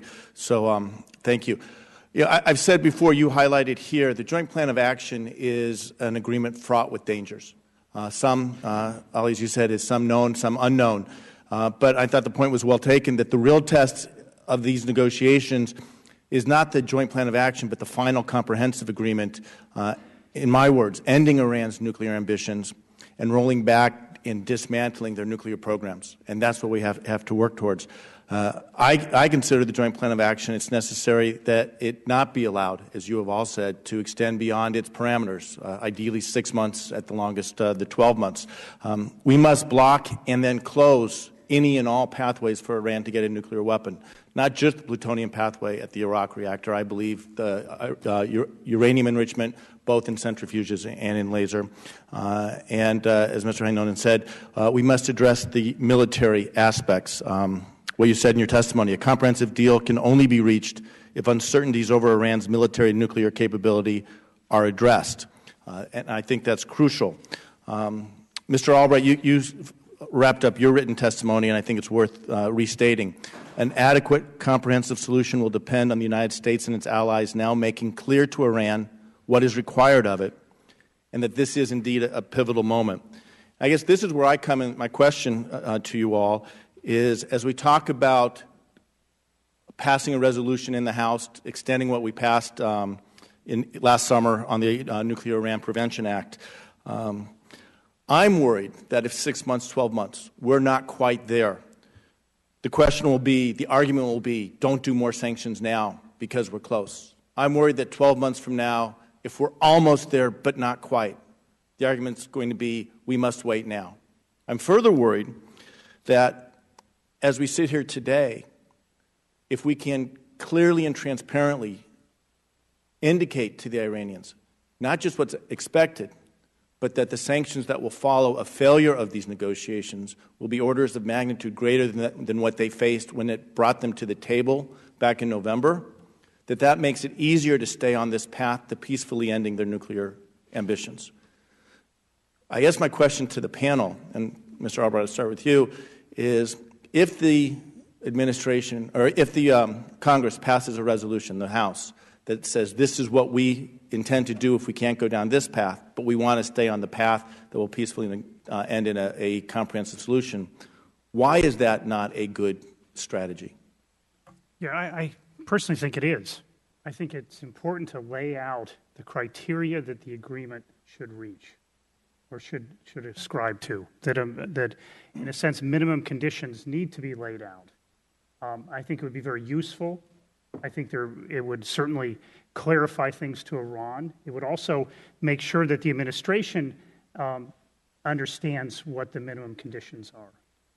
Because again, in the heat of the moment, there's tendencies to make compromises. So I think Congress has a very important role, and hope that it can work out to lay down basic conditions that the agreement should reach. And I think the Senate started that, and in the recent legislation introduced, and that can be extended. And I hope it is done, because Iran is certainly doing it. I mean, it's doing it privately inside Iran, I'm sure, and it's doing it publicly. Ambassador Wallace? Remember what we're talking about here. We're saying we're not going to do business with you. We're going to close our pocketbook. We're not invading them. We're just simply saying we don't like your policy. We're going to close our pocketbook. Somehow that's being turned into warmongering. Somehow that's in debate. I don't know about you all, but if somebody does something that I don't like, I don't want to do business with them. We shouldn't do business with Iran. That's what we're debating here. Is that so controversial? We cannot allow partisanship to enter this debate and say that we're somehow warmongering because we don't want to open our pocketbook. Mr. Hanonen? Actually, I agree with what both of these gentlemen say, but a somewhat different way, if I may say so. First of all, I think it's important to put the red lines there and say what the United States of America want from Iran.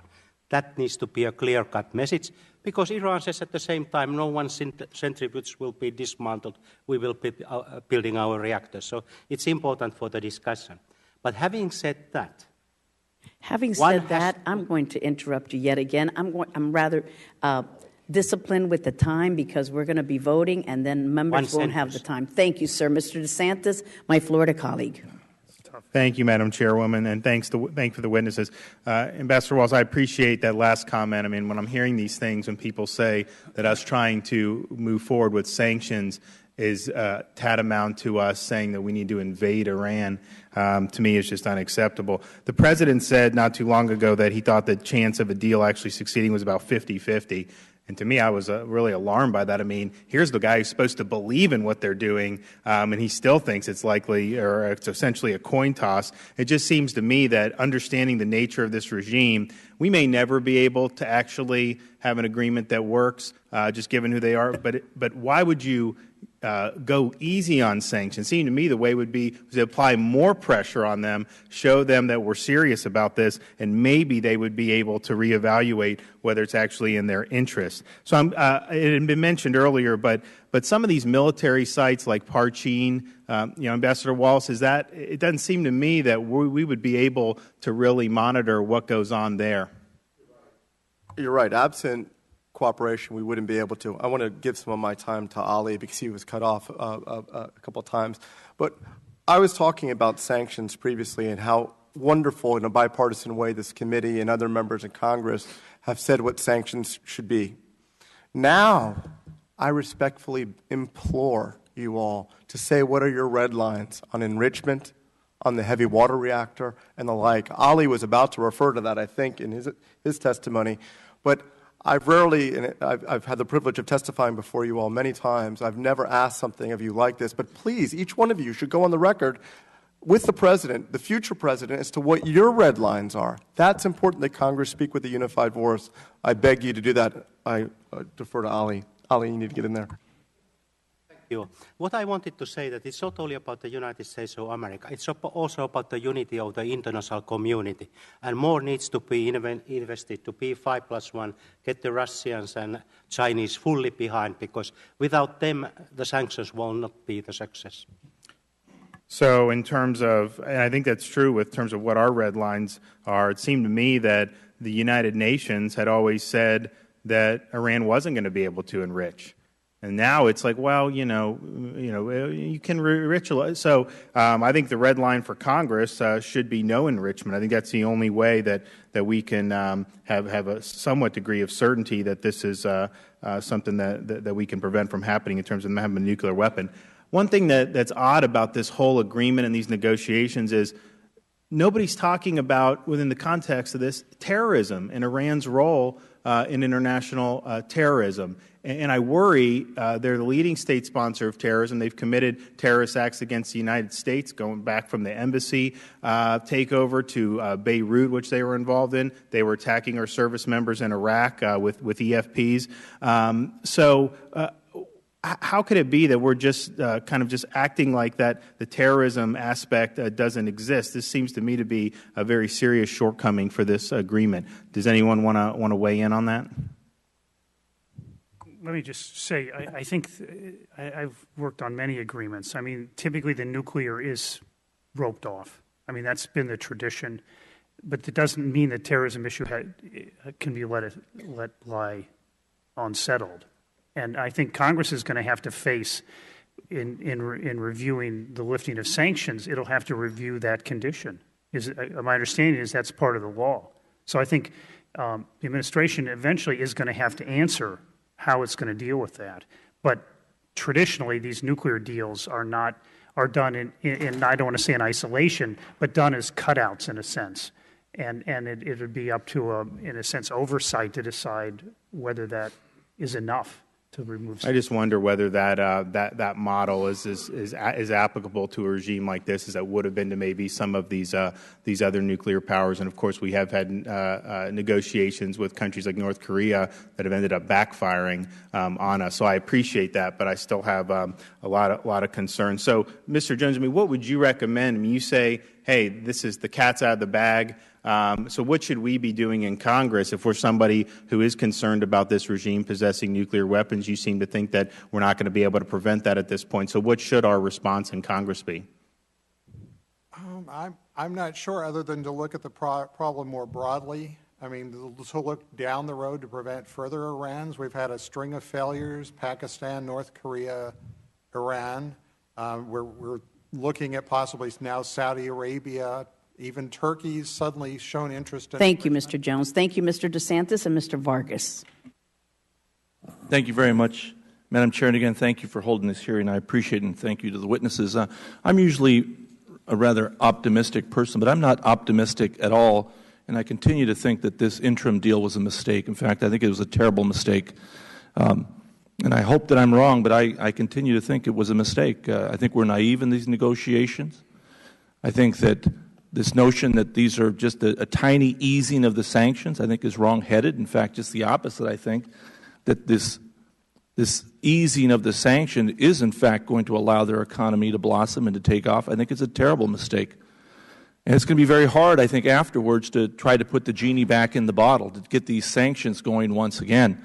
And another thing that I'm very fearful of, I think the 6 months is going to turn into a year, and then they're going to ask for more time, and aren't we close? And it's going to continue to slide and to be more and more problematic.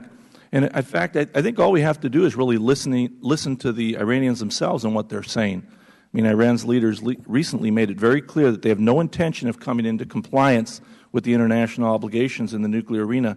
I don't think they have any intention. In fact, I'd like to read a transcript very quickly here from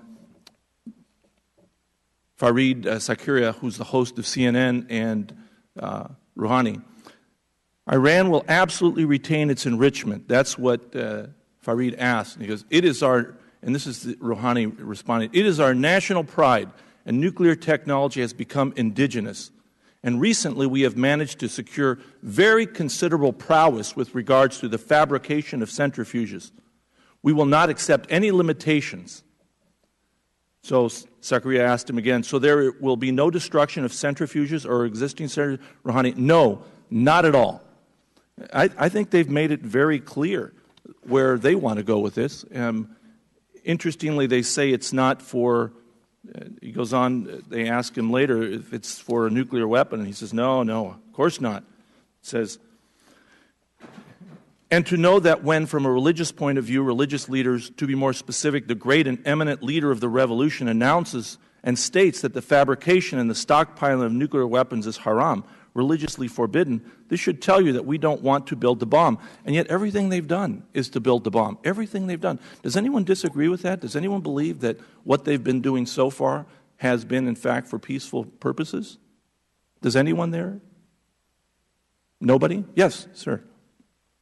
Can I add just one thing to, because that interview was very important, and one thing that didn't get quite explicated is Rouhani also said that he wants 20,000 megawatts of nuclear power and for Iran to provide the fuel for this. Well, I did some quick math. That's like 1 million or 2 million centrifuges, not 19,000. So that gives you an idea of what the Iranian view of this is. Thank you. No, thank you, and I appreciate that. And I do think that, unfortunately, that we eased up on sanctions right when they were starting to work, because I do think that we should have put the real question to them: do you want an economy, or do you want a nuclear weapons program? And I think tightening down the sanction was the right way to go, and I think that it was finally working.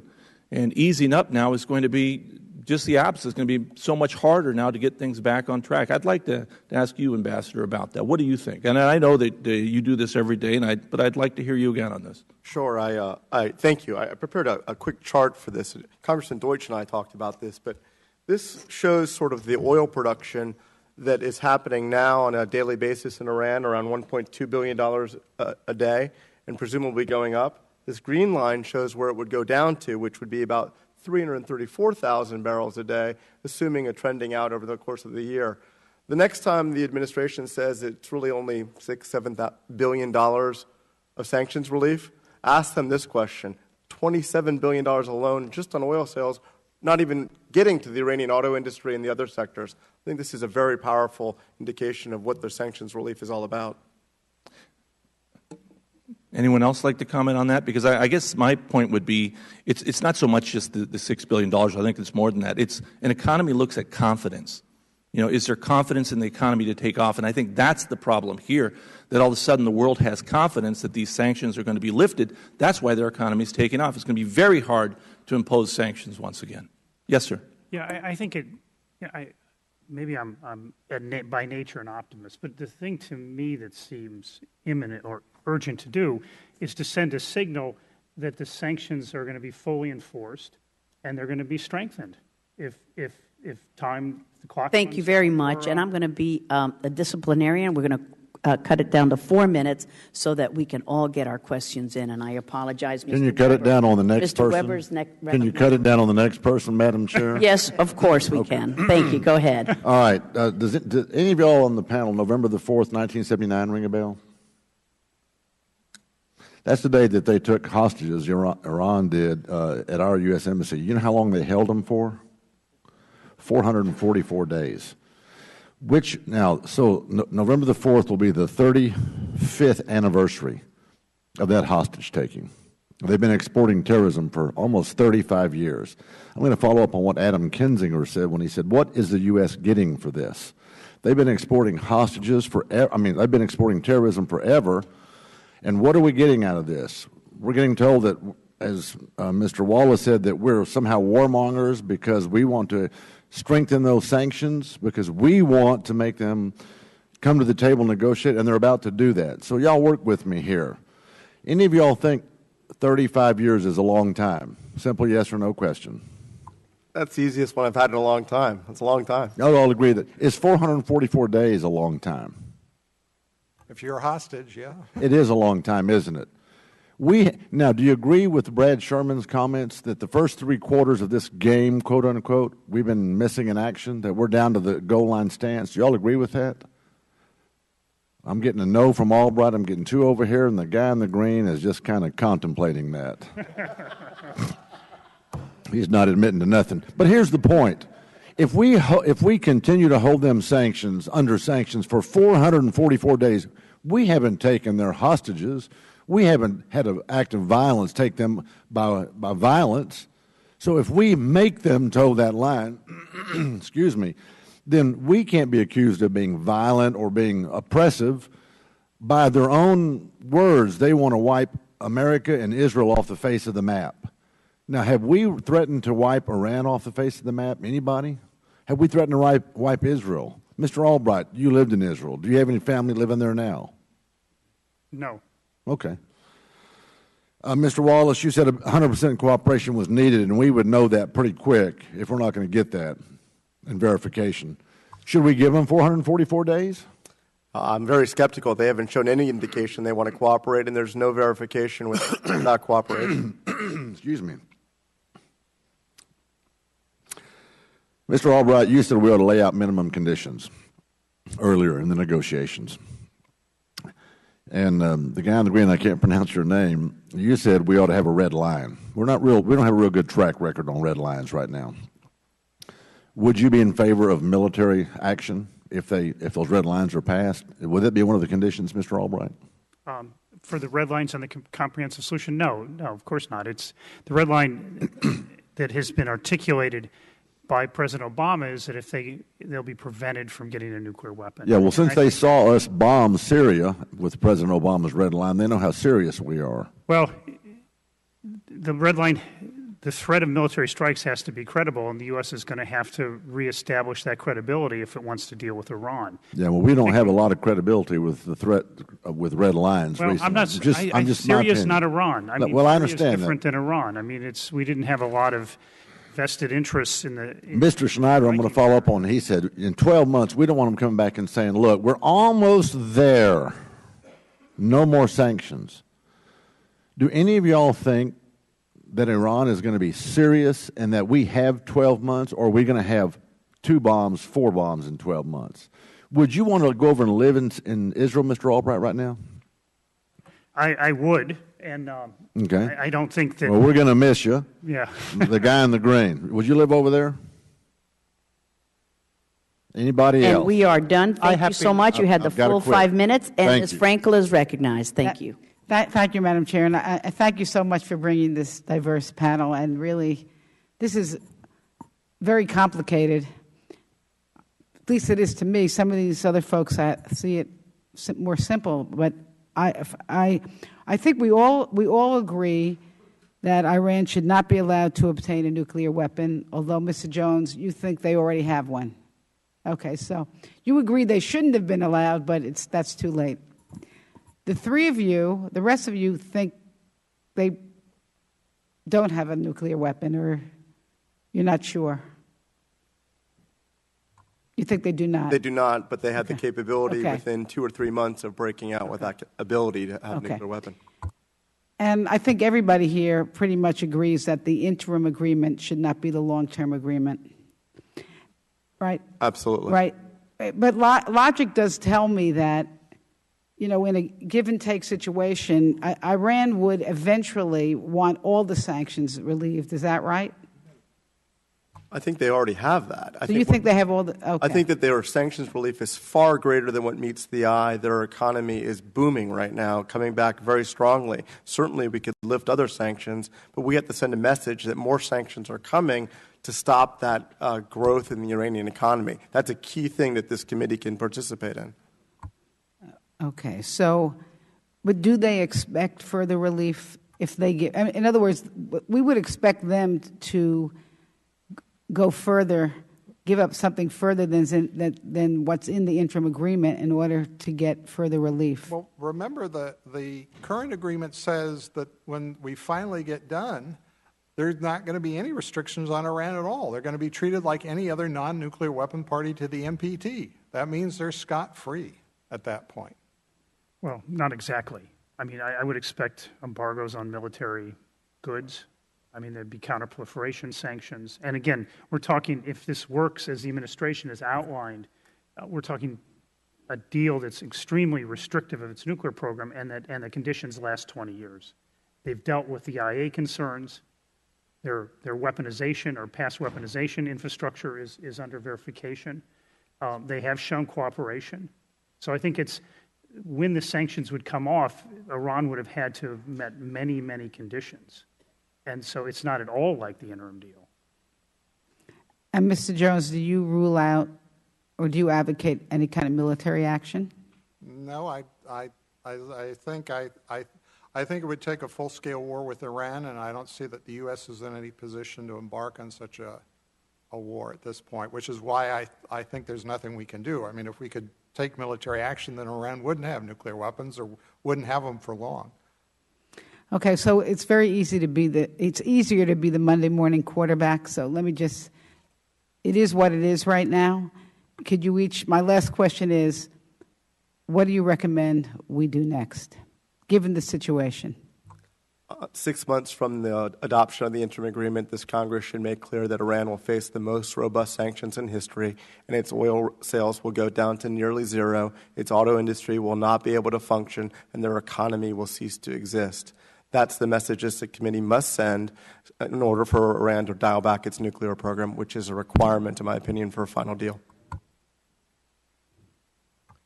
Well, I don't believe the sanctions are going to be nearly that effective. The Russians are already said they're going to negotiate a barter arrangement to launder Iranian oil. I think the Iranians have options. The Indians have helped them as well, so have the Chinese. I'm not optimistic. Yeah, I think it's important to articulate what a comprehensive solution should look like. If you want zero enrichment, articulate it. If you want, Thank you so very much. I appreciate it. Mr. Cook. Thank you, Madam Chair. Ambassador Wallace, I really appreciated what you said about sanctions. I actually believe in them, too. There's always variables that are associated with it. My background, I was in the military for quite a while, 26 years, and we always had the NATO scenarios. This is back in the Cold War time, and, the threat was always the Soviet Union for nuclear war.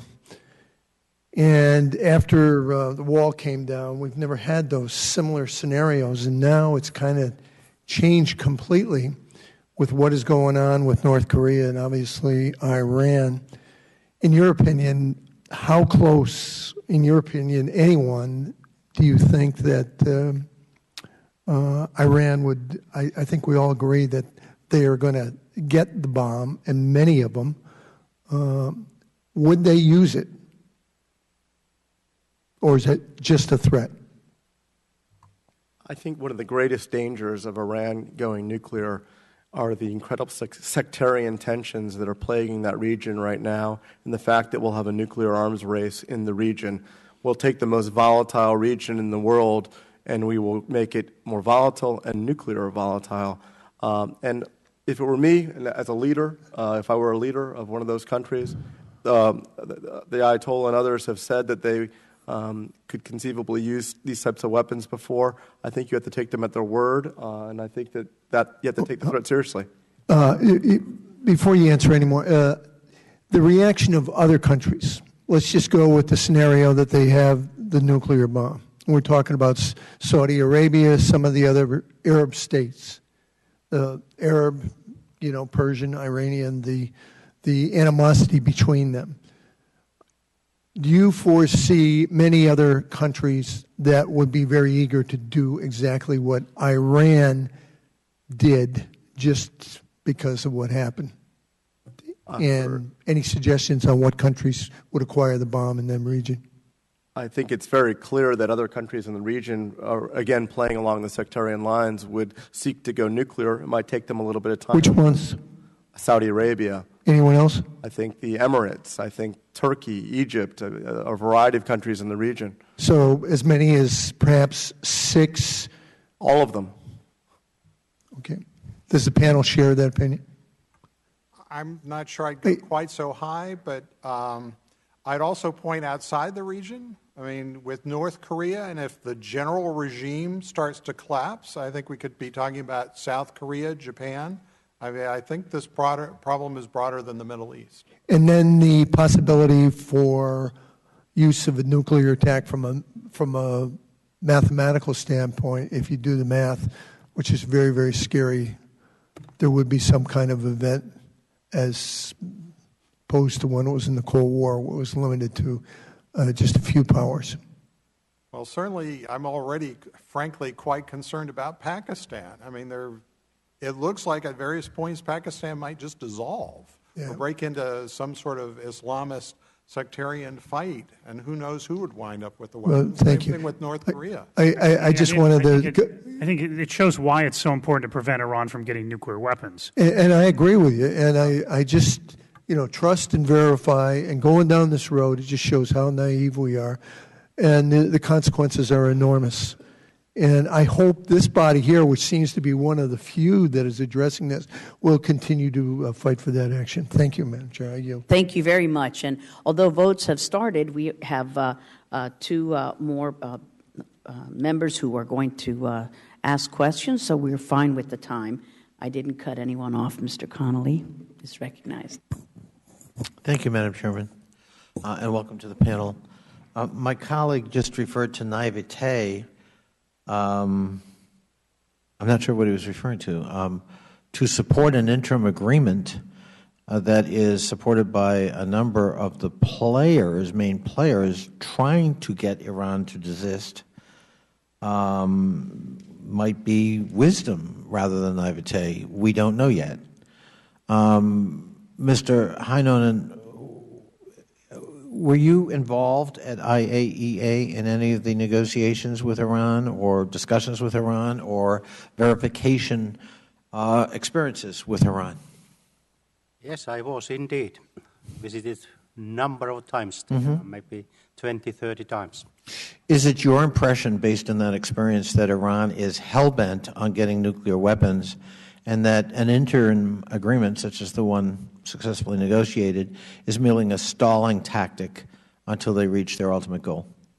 I think there's one more scenario here, and this is that Iran boosts its enrichment capability to such a level that it is not in breaking its safeguards obligation, but may not be in the spirit of the NPT. And this will be the most difficult situation for the international community to handle. Were you surprised, based on your knowledge and experience in Iran, that they agreed to this interim agreement? No, I was not surprised, because I have seen and following this partial, small deal, small step at a time, agree on something, then back off and agree again. So this is in the pattern, but now we need to break this pattern. And this is where the red lines and the resolutions and determined mind comes to the picture. Ambassador Wallace, you talked about the complete shutdown of their economy.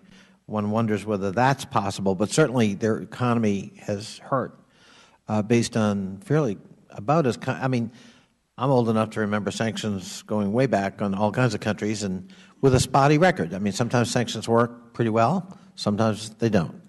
And it's not clear to me that they are always an efficacious tool of foreign policy. But they certainly are a tool available to us, and in this case it looks like it has had a desired effect. I assume that your concern is that with the best of intentions with an interim agreement that we take our foot off that pedal a little bit and ease back on sanctions, if not the United States, others, and that obviously would be a counterproductive development until we see their performance in this agreement and their willingness to now finalize an agreement 6 months hence. Could you, yeah. I think that's right, Congressman. My concern is not just the foot off the gas, though, but I think we really dialed back the sanctions regime and their economy is flourishing. We measure their currency, we measure their inflation, we measure their stock market, and it is booming.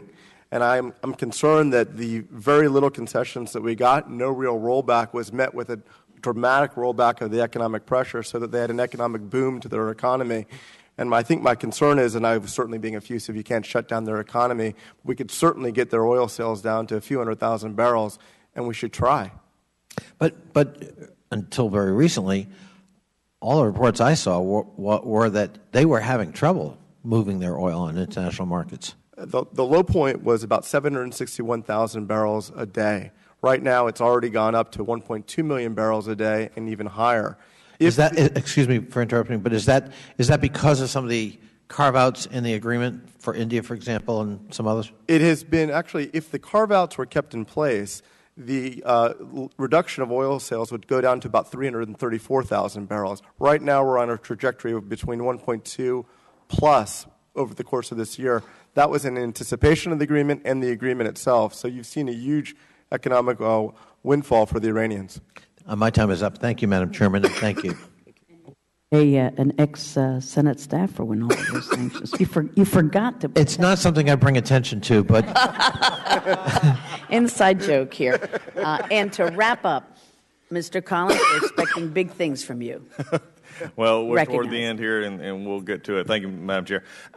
Look, I think the interesting comments right there in just that last conversation is Iran would take a little, then they'd back up, take a little, back up, and then Mr. Wallace just pointed out they're now took a little, and now their economy is doing well. It's ever more incentive just to back up and say, well, we can't get there right now. Can we get a little more time? Can we? And I think that's the concern that most of us have here is the sense of, as has been said earlier, and I'm not going to rehash it because I've got a more specific question, is when you look at it, we frankly did not get anything from this. They got what they were looking for, and I think the only reason we got to the place to start with was the sanctions were having an effect. So we'll have to look at it from a different perspective. I want to get a little more technical, and anyone can answer this question. 3 basic steps needed to produce a nuclear weapon. Producing a fissile material, sufficient quantity and quality. For the nuclear device, you have to have a weaponized, survivable nuclear warhead, and produce an effective means for delivering the weapon. So I have a question. What is known of Iran's development of the delivery method for a nuclear warhead, and what type of delivery mechanism would be needed to develop to target Israel or the U.S.? I mean, their ballistic missile capability is pretty robust. I mean, what is not known, do they have the ability to put a warhead on that ballistic missile? And there's divisions whether they can actually do that. Okay. Eventually, they would be able to if they went down that route. Right. Can I say, though, I don't think we got nothing for this deal. I mean, I don't want to get into a debate. I'm sure you did last week with the administration, but we did get something, and so I think that that has to be messed over. I think would be a good. No, I think progress was stopped. Freezes were something, and so I think there were benefits to this deal, and we can argue the value in terms of sanctions, and I think we're all worried about the sanctions slipping more than the administration intended. No, actually, I'm not worried as much about a sanction. I'm worried about a nuclear Iran. Well, I think when we can have a disagreement in understanding what that, and I'll happily concede your point and my point, but I think one of the things that is concerned here is if we're looking toward this, let's look at the overall of the pattern of what is developed. You have an opinion that it worked. I have an opinion that it doesn't. Mm-hmm. And I think the concern is a nuclear Iran that has this capability here, which I'm concerned about from an actual projection and actual use of the nuclear material to actually provide a warhead that actually can be used against Israel and actually be used against the United States. That's my question. Yeah. And my next question was, if targeted with a nuclear warhead, what deterrent, if any, does Israel have? Israel's in a bad situation. I mean, it's a nation that 1 or 2 nuclear weapons, if they had sufficient yield, can almost end its existence. So, I mean, for Israel, it truly is an existential threat, and I think it would argue that we have to work harder together to keep Iran from getting nuclear weapons. Well, you would also have to agree, and from you or Ambassador Walton, anybody wants to, it's not just a threat to Israel; it's a threat to us. We have assets in that region that we can't overlook. We think about Israel, and other members of this committee have worked very hard our partnership with Israel and helping Israel. But we also have to look at it. We can't just neglect ourselves from this. We have assets. I served in Iraq. We still got military people there. This is something we can't take apart. Congressman, you're right. And as you know, you served in Iraq. Most of the very sad casualties that occurred in Iraq were as a result of Iranian meddling. Right now, one big absence in this hearing was Iran's role in Syria. Many, if not all, a vast majority of the casualties are occurring as a result of Iranian largesse, arms, and money. So we haven't even touched on that part of the Iranian. I don't think we mentioned Syria one time in terms of Iran's support of Syria in this hearing. Well, and how much they got out of this deal, you talking about who lost, I think that's an issue that does need to be discussed, and the amount of money they have now that they could funnel into Syria. Thank you, Mr. Collins. But now the Florida contingent is really the best. Dr. Yoho, you are going to finish it up. Thank you, Madam Chair. I appreciate you guys' patience. Mr. Jones, you said, I feel Iran will get nuclear weapons. And that's something I've talked about before on these panels. In fact, we had Ambassador Bolton here, and he said we can't allow that to happen. But yet our sanctions been going on since pretty much 1979 at different levels. You know, they started off, more mild. We froze some bank accounts, and now we've gone all the way to where we prevented oil from being sold out of that country, and we've put these sanctions in place since 1979, yet from what I'm hearing from the four of you is within a year, I think if I understood this right, they're going to have 5 to 6 nuclear weapons despite our sanctions. So my question is, the sanctions, I know they are well-intended, but they don't seem to have worked. So what else can we do? And Mr. Albright, you brought up that we need to work together, and I assume with our allies, to prevent Iran from getting a nuclear weapon. Number one, Mr. Jones, I asked you, do you feel like they're going to have these weapons regardless? I feel like regardless, but not necessarily in the near term. We should think of like Pakistan that developed these weapons in the late 80s, but it wasn't until 1998 that they actually tested. I mean, most of these countries take a long view. I think Washington tends to be sort of too myopic on some of this material. Also, just on the sanctions, I'd like to point out, as Ambassador Wallace has said, sanctions have certainly hurt Iran, but Iran hasn't stopped. And to me, that flips around the other way. It shows how interested and how determined the Iranians are to move forward and not give up. Well, and then if you go back and watch over the last 25, 30 years, there's been that cat and mouse game where they're building them. No, they're not. Yes, they are. We always prove that, yes, they are enriching. And if you look over the last 10 years, they've gone from a few centrifuges to over 19,000. Mr. Albright, what you were talking about, how do we prevent this? I mean, what is your idea of preventing them from getting a nuclear weapon? But how do you do that? Thank you, Ollie. What the primary or the priority is now is to make sure that Iran is tested on whether it's going to accept very serious limitations on its nuclear program and accept verification requirements that allow an adequate job to be done so that early detection is guaranteed and there's time for a response. So I think that's what needs to be done now, and there's a clock ticking that this can't be extended. See, I see that clock ticking since 1979. We've been working to prevent that, but I just heard you guys say there was 4 to 5 bombs possibly they'll have the capacity to build within a year, and so we can watch them for another 6 months, another 6 years. My feeling, like Mr. Jones said, is they are going to get one. Yeah. And what I'd like to focus on, what do we do looking forward, and how are we going to deal with it? Well, one is I think we don't have to worry as much now about them getting 4 to 5 bombs in the next year because of this joint plan of action, that it did buy time. But earlier on today, you just said that, it was going to be about a year, and they would have 4 to 5 bombs, is what I understood. That's if they went to do it. I mean, it was a theoretical question if they went to do it. I think the joint plan of action has bought us time where I don't think they're going to try to do it in the next 6 months or a year if it is extended. So I think that's an advantage of this deal. What can we do if we look back retrospectively on sanctions? How can we handle this differently in the future going forward? other than sanctions. I mean, I think the diplomacy is the big thing we need to do, and I also think we need to prepare. Like you said, Pakistan went ahead and developed bombs. India has them. North Korea has them. I think we need to have a different policy in place for when they do get one. How are we going to handle that? And Mr. I think that the focus needs to be moved somewhere else, and particularly for this so-called military dimension. If we all the time put all the effort on the enrichment program only, it's like a chain where you try to improve the strength of the chain by improving one ring, but the rest of the rings you leave, so the chain will be then strong.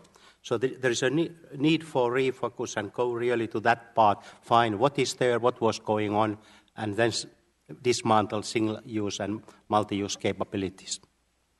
And I agree with that. I mean, it's really the ultimate test. Are they going to come clean about nuclear weapons? And if they didn't work on nuclear weapons, are they going to provide the information to convince people that that's the case?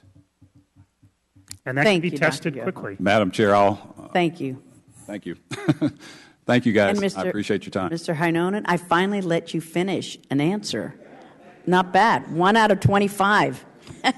Thank you so much, panelists, for excellent testimony. Thank you to all the members for wonderful questions, and thank you for the audience and the press for covering this. And with that, our subcommittees have adjourned, and 0 seconds to get to the floor. No problem.